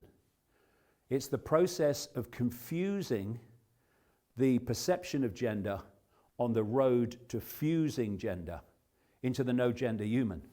And this is a story from this week. Primary school asked boys and teachers to wear skirts to class to promote equality. It's all part of the programming. And so we have the war on men. Why do we have the war on men? Well, they don't want testosterone men standing up to this stuff. And the war on men is because men are no longer necessary to procreate the species. And deleting toxic masculinity, as they say, is deleting the backbone to stand up to tyranny. That's why so many people around the world that have been pushing back on this have been women. University of Texas to treat masculinity as a mental health issue. This is the war. And I said when this was going on, they're going to turn on the women eventually, because women are not necessary either to procreate the species, just like males. And so now we're having women targeted. There's a war on women. And the transgender are at top of the hierarchy of political correctness because they represent, they don't realize it, they represent a stepping stone to the no-gender human. And so we have women's sport destroyed by transgender people in male bodies. Break the binary for the 1%. These activists in the transgender movement just like the activists in the climate change movement, are just pushing an agenda that the 1% wants to happen. Because there's one agenda and all these dots connect in the end. Real reasons for fake vaccines, mass depopulation. Been talking about this, writing about this, others have too, for many, many years, that this is the agenda. And the first target, therefore, of these fake vaccines is the human immune system. Because if you can undermine that, you're going to go down with lots of things that you otherwise wouldn't, because the immune system would sort them out. So that's why it's being pointed out that these fake vaccines are having a massive impact on the effectiveness of the immune system. Project Veritas in America, medical whistleblower goes public with secret recordings. This is evil at the highest level. The vaccine is full of shit. I think they wanted people to die. This is caught on tape in a hospital. Nurse on the jab, this is criminal, and patients dubbed COVID are really suffering the effects of the fake vaccine. Exactly the point I've been making for months, and like I say there, we've seen nothing yet. Funeral director, the jab is killing the elderly, not the virus. And if you look at the reporting systems in America and Britain for vaccine deaths and serious injuries, adverse reactions, it's up to well over 1 million adverse reactions in Britain, 1,700 deaths, and 700,000 adverse reactions, and 15,000 deaths in America. But as studies have shown, only about 1% of these adverse reactions and deaths are actually reported by doctors. So you've got to start multiplying this by anything up to 99%. Just call it multiplying it by 10 to those numbers, and you'll see something about what's going on. This is the VAERS system of reporting deaths from vaccine connections in America, and this is when the COVID vaccines, fake vaccines, were rolled out. And still we're giving them to kids. Freedom of Information Act request reveals there have been 4 times as many deaths in 8 months due to the COVID-19 fake vaccines than there have been due to all other vaccines since the year 2001. And this is a process of killing more and more people with more and more boosters and reasons to be fake vaccinated. A deadly pandemic of the fully vaccinated worldwide from 185 nations proves the highest COVID-19 death rates, actually death from the vaccine rates, are in the most vaccinated countries. And 45,000 dead, this whistleblower claims, within 3 days of vaccination. And this really does capture the scale of what we're looking at, covered up by the media, etc. This is a television station in America that asks for people to report those that were not vaccinated who died from COVID. They want to demonize the non-vaccinated. And what they got instead was well in excess of 200,000 reports from people of deaths and injuries from having the fake vaccine. And that gives you some kind of feeling for the mayhem and catastrophe that's going on out there. These are people speaking out this week, and they're being completely ignored by the media and government. And have you noticed all these young sports people, footballers, etc., who are suddenly collapsing on the pitch since they have these fake vaccines? And yet we're told it's a pandemic of the unfake vaccinated, when the very opposite is the case. So in the period of the vaccine rollout, the COVID vaccine rollout, global deaths from all causes are at unprecedented levels. I mean, hello. And the elephant in the living room is the vaccine. And every one of these statistics, every one of this data, amount of this data, is a human tragedy. And here's just one example from the wife of an FBI special agent who had the fake vaccine. And this is what happened. Do I trust everything and all scientists? Absolutely not. My husband, very much so, believed in freedom so much that he went to work every day to support our freedoms and to fight for our freedoms. And you know what? He trusted science. He went and got his shot. He did before he had to, before it was told that you have to go get this. He did. And he would giggle at me and tell me, Ona, you're being silly. It's okay. Don't worry about it. Millions of people are getting them, and they're fine. We're going to be okay. Okay, so he took his shot. He got it, his first one. Within a couple hours, he didn't feel well. Went to sleep that night with a really, really bad headache. Told me he was fine. It was just a headache. I rubbed his feet. I gave him a wet washcloth. Filled his water. Checked on him a couple times when I heard him rustling around. He assured me he was fine. It was just a headache, a symptom of the shot, or a side effect of the shot. Okay, about 5 hours later, after the last time I talked to him, I found him blue and dead in our bed with his arm hanging off the side of the bed. Okay? Medical examiner has ruled it to be a coincidence. Purely a coincidence. Science, okay? I'm here to beg you, please, those that are fighting and speaking out against the mandates, please know that they are not doing it because they just don't want to give their arm for a shot. If we're told we have to do this, our freedoms are ripped from us.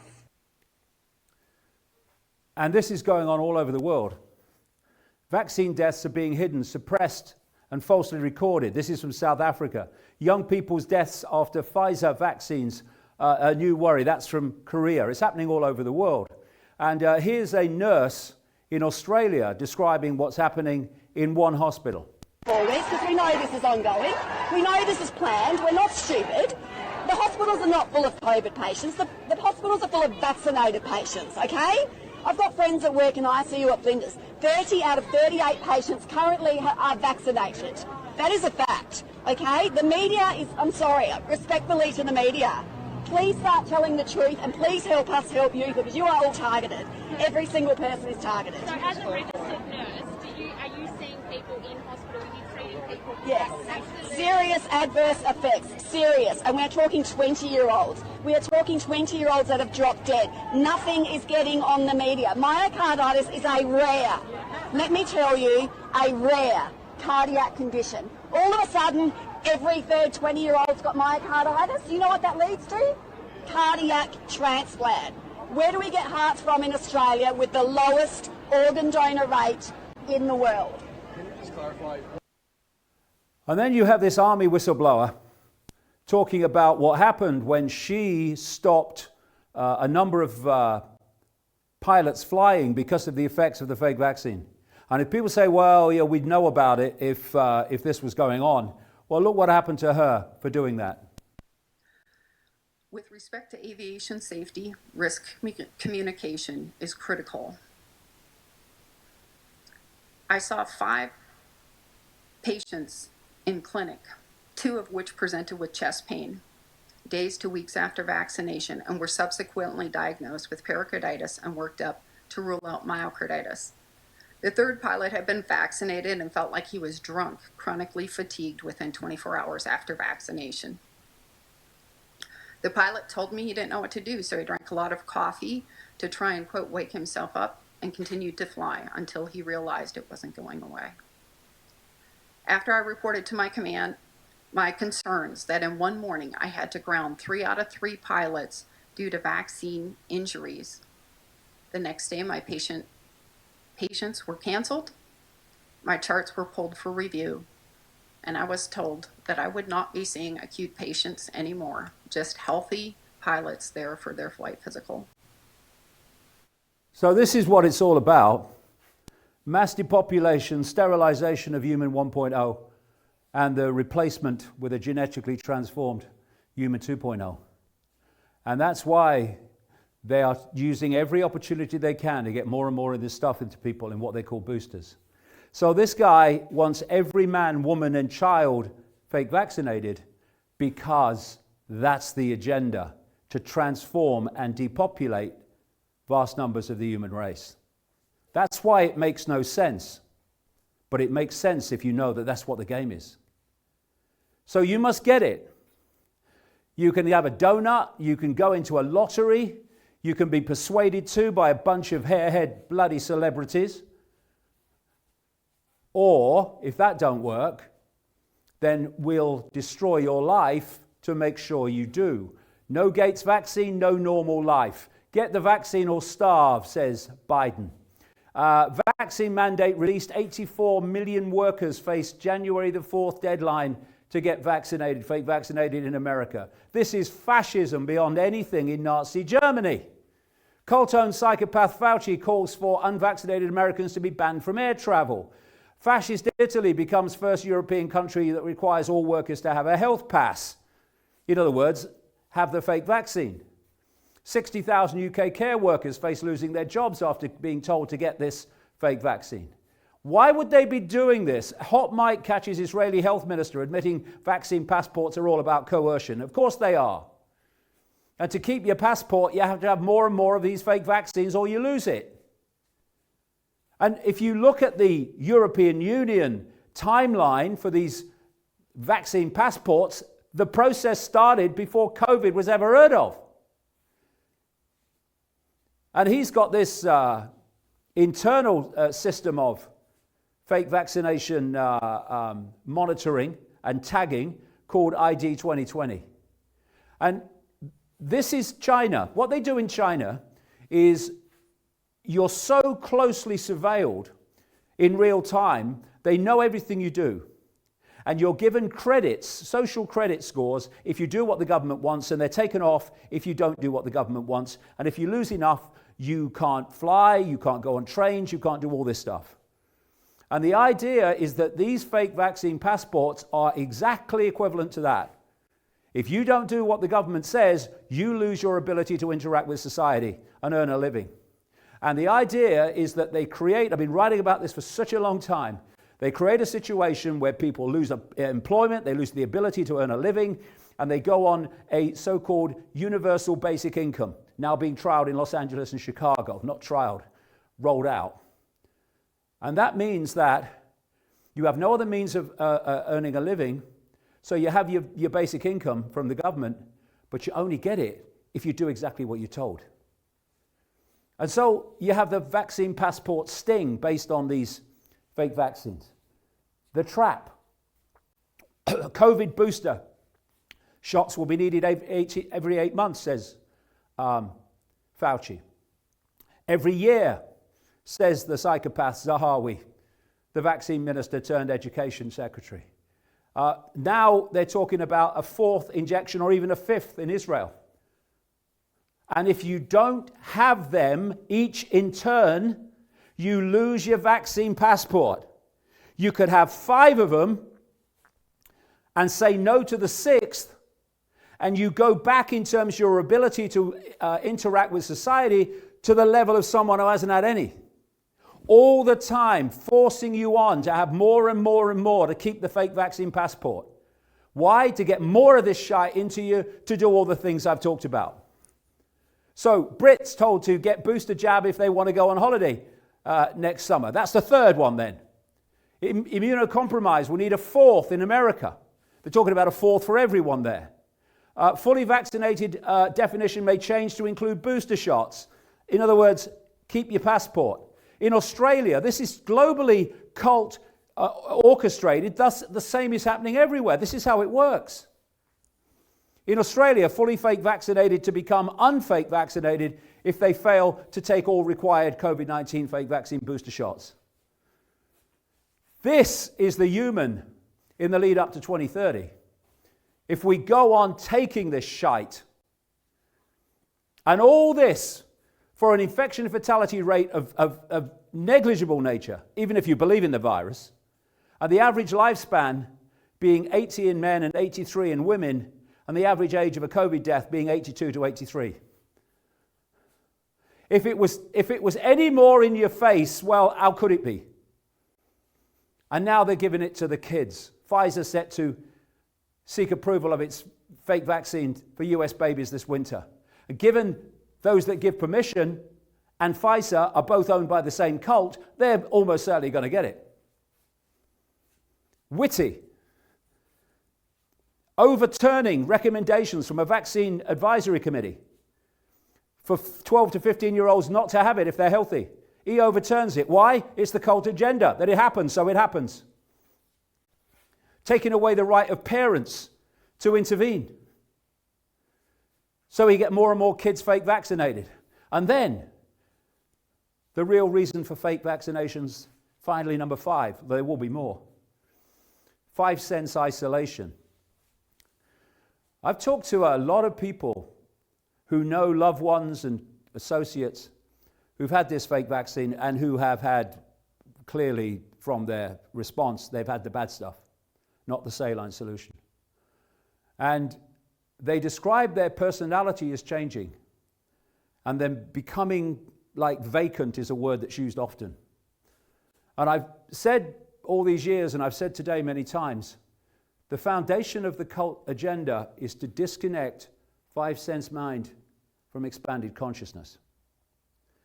And those that I've seen quoted anyway, that are involved in this hands-on healing, this Reiki that operates and works with the other bodies, the other electromagnetic bodies of the human, say that the difference between before fake vax and afterwards is incredible.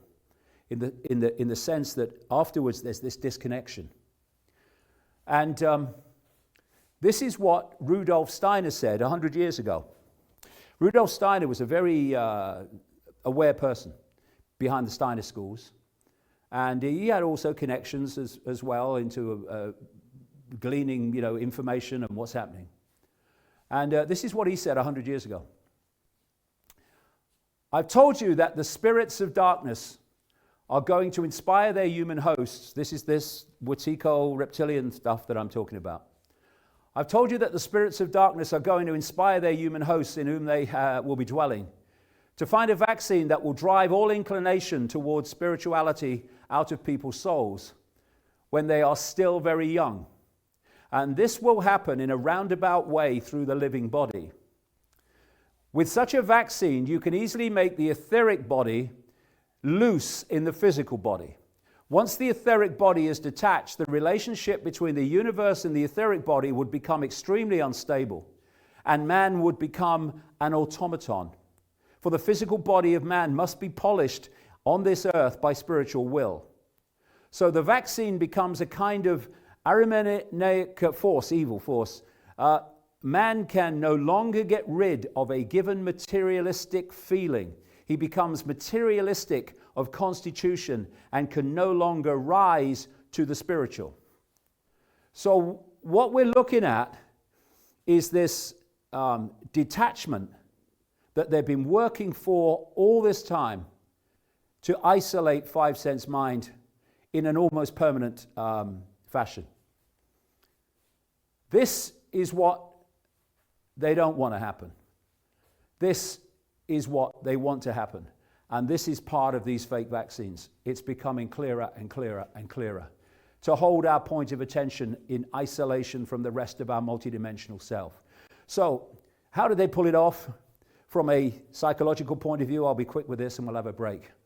The subconscious gateway to the conscious mind. By getting into the subconscious, they get into the conscious and thus into behavior. You're feeling sleepy. What we tell you is real. This is why the psychologists and things like the Behavioral Insights team in Britain have been driving these COVID regulations. And it's all part of psychological transformation, not least through fear. Frighten people that this could be them, and they'll do what you say. And interestingly, children have a 0.0 chance of dying of COVID, but are harmed by life social distancing or for life, which has its roots in CIA torture techniques. Distancing and isolation, developed 70 years ago by the CIA, doubles the risk of death, destroys the part of the brain linked to learning. Masks have always been used to dehumanize people and be a symbol of control and submission.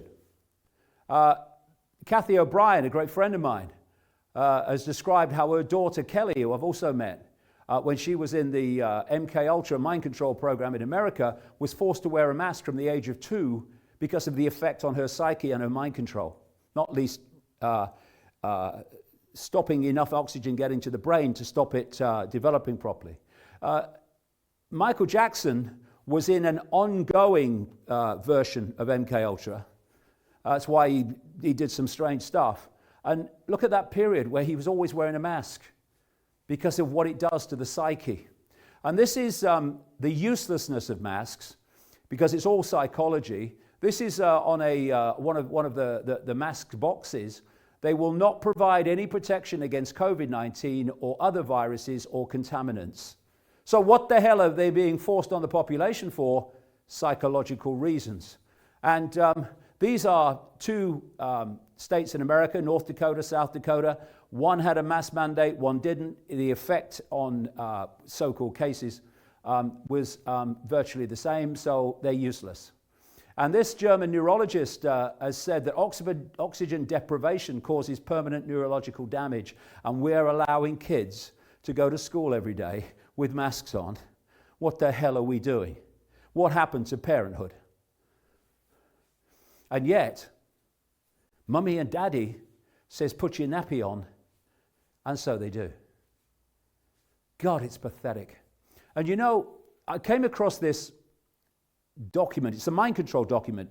I came across it a long time ago in America. And it's a manual on how to mass mind control the population. It's called Silent Weapons for a Quiet War, silent weapons being psychological manipulation. And I always remember this line in it.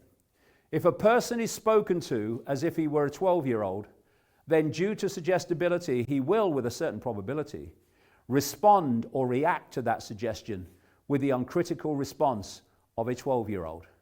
And that's why they talk to us like 12-year-olds or less. And if we fall for it, we've been Wetiko'd. A tendency by the vast majority to follow on mindlessly without resistance is another expression of Wetiko consciousness. And as Paul Levy says in one of his books, Wetiko psychosis is at the very root of humanity's inhumanity to itself, in all its various forms. As a species, we need to step into and participate in our own spiritual and psychological evolution, which means that we must focus our attention on and contemplate this most important topic before this virulent madness destroys us. And that was written before COVID. So the whole foundation of the control is to lock people into this Wetiko frequency, which has already completely overwhelmed those that are driving this COVID hoax. And therefore, you speak the words of Wetiko, believing them to be your own, and manipulating the population to herd and pen itself, like sheep controlling sheep. And that's what is happening here. Slaves putting on an illuminous jacket to impose the will of the masters on all the rest of the slaves. And you have these face-nappy foot soldiers for fascism called police officers who have families, they have kids who are being subjected to all this, who mindlessly, Wetiko-like, just follow orders no matter what those orders are. And this is part of the intimidation, the psychology of control in the COVID era, blatantly, is intimidation. Intimidating people through fear to do what they're told. This psychopath police officer in London kicking a guy in the head who's on the floor. And this moron in Australia that really captures this level of Wetiko called law enforcement that enforces the cult's will upon the population, pushing what is an old lady over and then squirting in her face the stuff that's so horrible and painful. And the Hunger Games Society surveillance system has been allowed to be brought in, of course, because of COVID. That's another bonus. And another massive part of the psychology is to let you see the madness. This is very important. They want you to see the madness, because if you see it's nonsense but do it anyway, they've controlled your or they've deleted your submission. They have taken away your self-respect. So it's not that they don't want you to see it's crazy, they do. It's called taking the piss. It's called removing your dignity. Because self-respect is what has ended every tyranny in history. The self-respect that says, no, I'm not obeying this, I'm not acquiescing to this. And once you delete self-respect, what's left is submission, subservience. And that's what they want. They want our self-respect. And so they want us to see it's crazy. Australian psychopaths order citizens to keep masks on while drinking alcohol. Anyone who does that has no self-respect. Anyone that allows their kids to do this has no self-respect. And all these instructions and impositions of the COVID era are designed to take our self-respect away, which is why we must not acquiesce to them. What they're trying to get us to do is accept that 2 and 2 equals 5 in Orwell's words. And what you do with 2 and 2 equals 5, when you first acquiesce to something you can see is crazy, you know 2 and 2 equals 5. But to save your self-respect, at least in your own mind, eventually you start to believe 2 and 2 equals 5, just to try to convince yourself that you're not acquiescing to something you shouldn't be acquiescing to. As Orwell said, the party told you to reject the evidence of your own eyes and ears. It was their final, most essential command. And we've got to not do that, or it's over. And so, because of this psychological manipulation, systematic, we've had all these levels of anxiety, suicidal thoughts, addiction soaring in this pandemic. And part added on to this, let them see it's madness, but get them to do it anyway. You will have noticed that all around the world in this COVID era, more than any other time I can remember, complete morons are in positions of political power. And so this is another level of it. You let people see it's madness, and you let them see that morons are telling them to acquiesce to the madness. And if you do those two things, then self-respect is deleted. So this is why, one reason why, this senile guy is President of the United States, while this buffoon is Prime Minister of Britain, while this psychopathic buffoon was Health Secretary in the Midazolam era, while Daniel Andrews is running Victoria in Australia in a way that would make Hitler wince, while these two are running the show on a more global level, and certainly in America in Fauci's case. How's your self-respect doing? Acquiescing to what these people are telling you to do. Yes, sir, anything you say, sir. That's the way we got into this mess, and it's not the way we're going to get out of it. 2 and 2 equals 4, and we must not forget that or acquiesce to any other version of that. Otherwise, we are falling into the trap that's been set for us psychologically. And where does the conclusion come? Do we conclude what we believe at the start of the process, like the woke and so many people who are asleep in the COVID era? The government says it, so that's our conclusion. Or do we process information and come to the conclusion at the end of the process? That's the difference between the fast asleep and the awake. And it's the awake that are processing information into their own conclusion and not just taking it off the peg, that are the only group of people that are going to bring an end to this, or can. And just very quickly, connected topically what's going on this week, connected into the COVID hoax is the climate change hoax, which is designed to reach the same end. centralization of global power, and total control over the fine detail of people's lives. So these two things, the fake virus and the fake human-caused climate change, are running to the same line of human control. And that's why these fake vaccination passports are green passes, because these two agendas are designed to fuse into human control. This is why the same people pushing the COVID hoax are pushing the climate change hoax. And Imperial College is doing the computer models of both. It's no accident that Agenda 2030, the UN plan to transform society into a centralized tyranny, is Agenda 2030. 2030 is the year when human brains are planned to be connected to AI, according to people like Kurzweil. And 12 years to save the planet takes us to 2030, 2031. 2030 is a big year where everything comes together in their plan to create this. And both the COVID era and human-caused climate change are both being justified to create this structure that I started out with at the start of this section. And they're both no-problem reaction solutions to transform human society and create creative destruction, destroying the status quo so we can build back better to the Great Reset. And the Great Reset that is pushed by Al Gore and climate change is being used to justify. And down here in the cult, you've got the Club of Rome that was created in 1968 specifically to use the environment as an excuse for centralization of global power.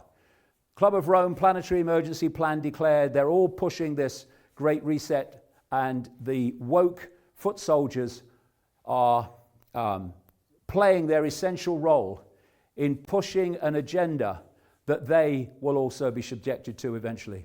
It's pathetic. I live in the real world. Actually, you don't.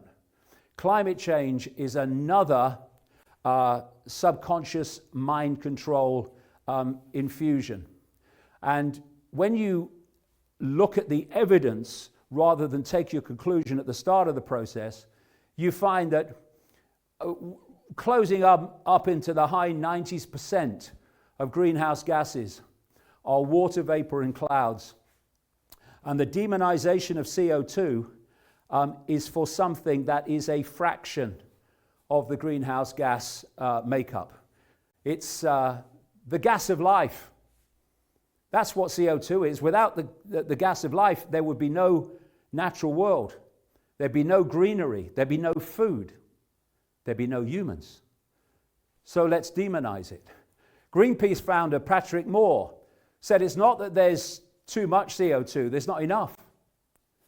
Plants draw CO2 out of the atmosphere. And he said plants start to die at 150 parts per million in the atmosphere.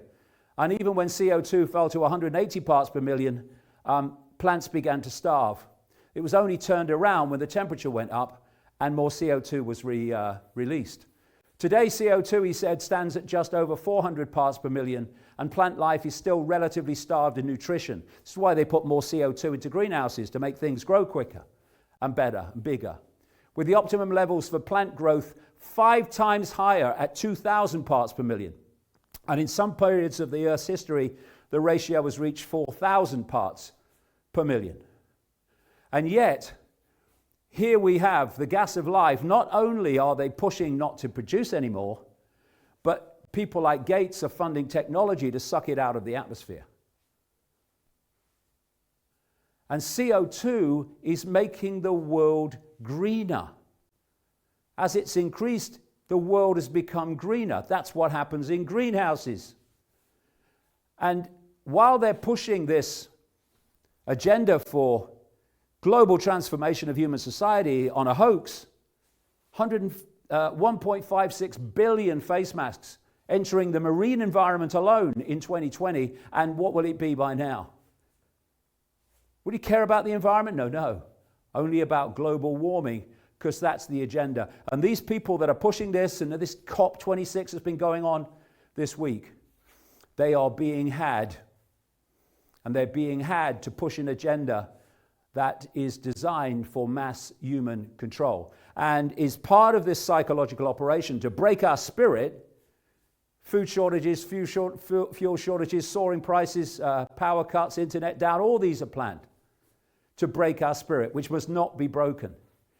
Because this is the mentality, this is the state of consciousness that's behind all this. And are we going to give the world to this? And give the world of our children to this? Is that what we're here to do? And I'll just finish with this in this section. Why is the agenda so anti-human? Because the spider driving this cult is not human. That's why the agenda is as it is. This spider is this reptilian and other non-human species which is driving the transformation of life on earth and the nature of the processes of the earth to suit itself and not humanity, which is why the agenda is so anti-human. I've been saying this for a long time and got enormous ridicule for it. But more and more people, because of what they've seen in the last 18 months, are starting to say, well, if that was possible, well, I'm not going to rule this out anymore. Nor should they. These are all expressions of this Wetiko frequency operating in the same way psychologically. Whether it's a psychopath in human form or non-human form, they are the same expressions of this frequency I call Wetiko. And these reptilians operate just outside the human frequency band. And they manipulate inside that human frequency, what we call the human world, via this cult. And it's part human, part non-human hybrid networks of bloodlines. So this is why this agenda is so anti-human, because it's being driven by non-human forces. Demonizing the gas of life, without which we'd all be dead. Changing the nature of the human via DNA manipulation and genetic manipulation in general. Changing the atmosphere, which is what people like Gates are trying to do. Mass depopulation of the human family. Destruction of the human immune system. Systematic sterilization of humans as we are now. Generating 5G, which at 60 gigahertz interacts with the oxygen molecule to stop people absorbing enough oxygen with each breath that they normally would. See masks. On and on it goes. It's a non-human agenda because it's being driven by a non-human force. And how about this transformation of the atmosphere and transformation of the frequency nature of life on Earth via this technologically generated frequency bombardment, not least 5G, and they talk about 6G and 7G. How about this is not only about a human control system, how about that it's changing the atmosphere and the frequency nature of this world so that these entities can manifest in it? And how kind of coincidental that as I've researched this reptilian race over the years and talked to people who've interacted with them, that they say this reptilian race is obsessed with technology and that technology is its method of control. Coincidence? I go into all this reptilian stuff in The Biggest Secret, which I wrote in 1997, and Children of the Matrix came out in 2001. And I just say this, the forensic research that went into accurately predicting current events was the same forensic research that went into this. And I wouldn't have come out with this, I knew what the reaction would be, unless the evidence convinced me that this is real. And so now this week, or last week, we've had this partner of a princess in Norway coming out and saying that he's a hybrid of a human and a space lizard. And here's a story from this week. Reptilian beings emerged during government-funded psychedelic studies where more than half of the people that went into a psychedelic state saw exactly or virtually exactly the same reptilian entities in the same location, situation, doing the same things. And what's the chances of a coincidence of the UN, completely cult controlled, putting out this video this week promoting climate change responses, in other words, changing society for climate change. And they used this figure to give a speech on extinction to the symbolic delegates at the UN.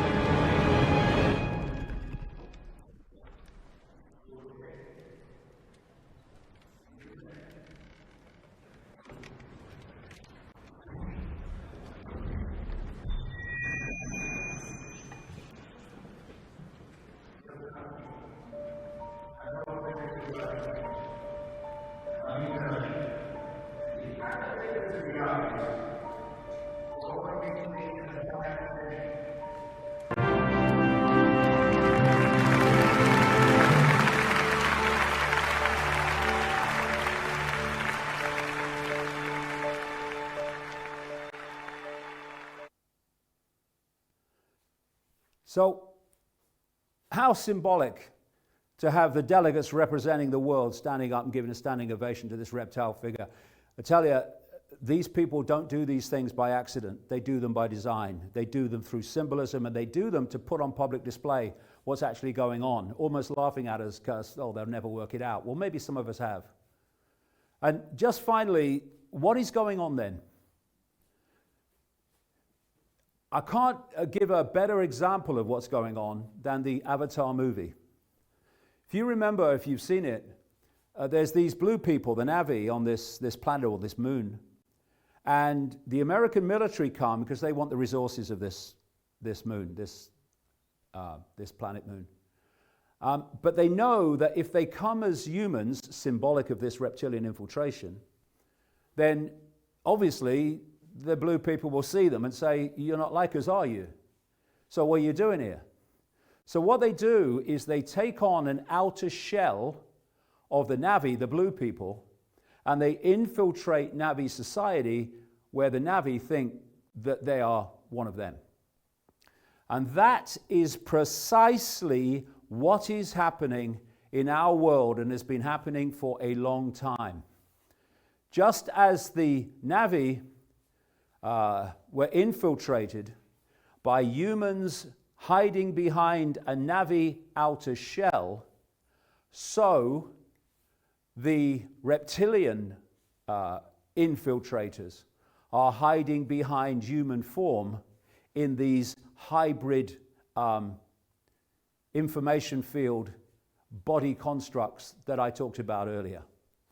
So when you look at the major players in this cult and the major operatives in this cult, they may look human, but behind that facade, they are not. And there was a great movie, it was a B movie, it came out in the 1980s called They Live, which, if you can find it on the internet, magnificently portrays what's going on, where human society is infiltrated by people who are not human, but hiding behind human form. And the star of the film, Roddy Piper, he's passed on now, did an interview some years ago in which he was talking about They Live, and he mentioned my work and how basically it was describing what's going on. And he said, They Live was not a movie, it was a documentary. And it was. And I do recommend it. So why don't they take over? Because they can't. If they could, they would have done long ago. They have a vibrational and they have an atmospheric problem with that. And also, they have to do it by manipulating human perception for humanity to give away its mind to them. And that's what I've been describing in this second section today. The manipulation of humanity to give its mind away to be externally controlled and become an asset of this non-human force. And this is the hive mind that I've talked about for so long. Connecting humans to AI, but what is AI? Yes, it's algorithmic AI on one level and AI of another kind on another level. What is it ultimately?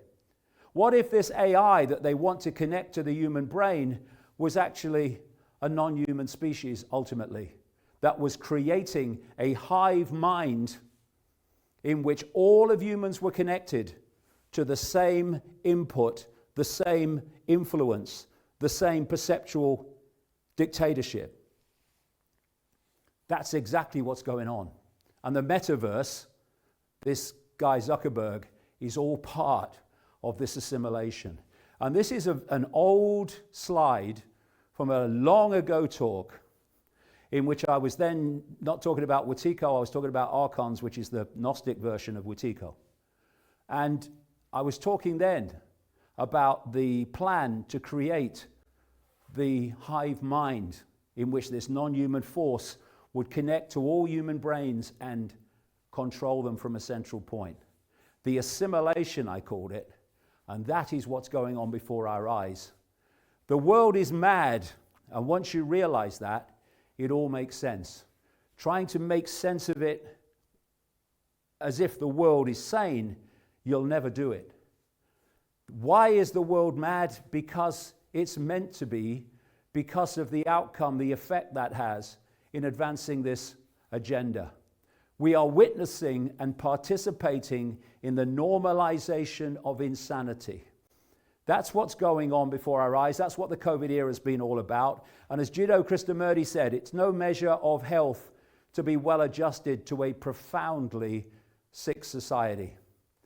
And this is what we need to remember all the time. 2 and 2 equals 4. And we never let it equal anything else, or Wetiko will be starting to influence our perception. And we need to stop taking orders from psychopaths. And we need to work to put these psychopaths before Nuremberg trials so that they can be put away, safely away from humanity for the rest of their lives. So that's the end of section 2. It's a bit long. I've only done it for the first time today, so I didn't know how long it was going to be. The break, we'll cut the break this time to half an hour, and I'll come back with the final section, which really does address that question. Where from here? See you in half an hour. Thank you very much. Bye.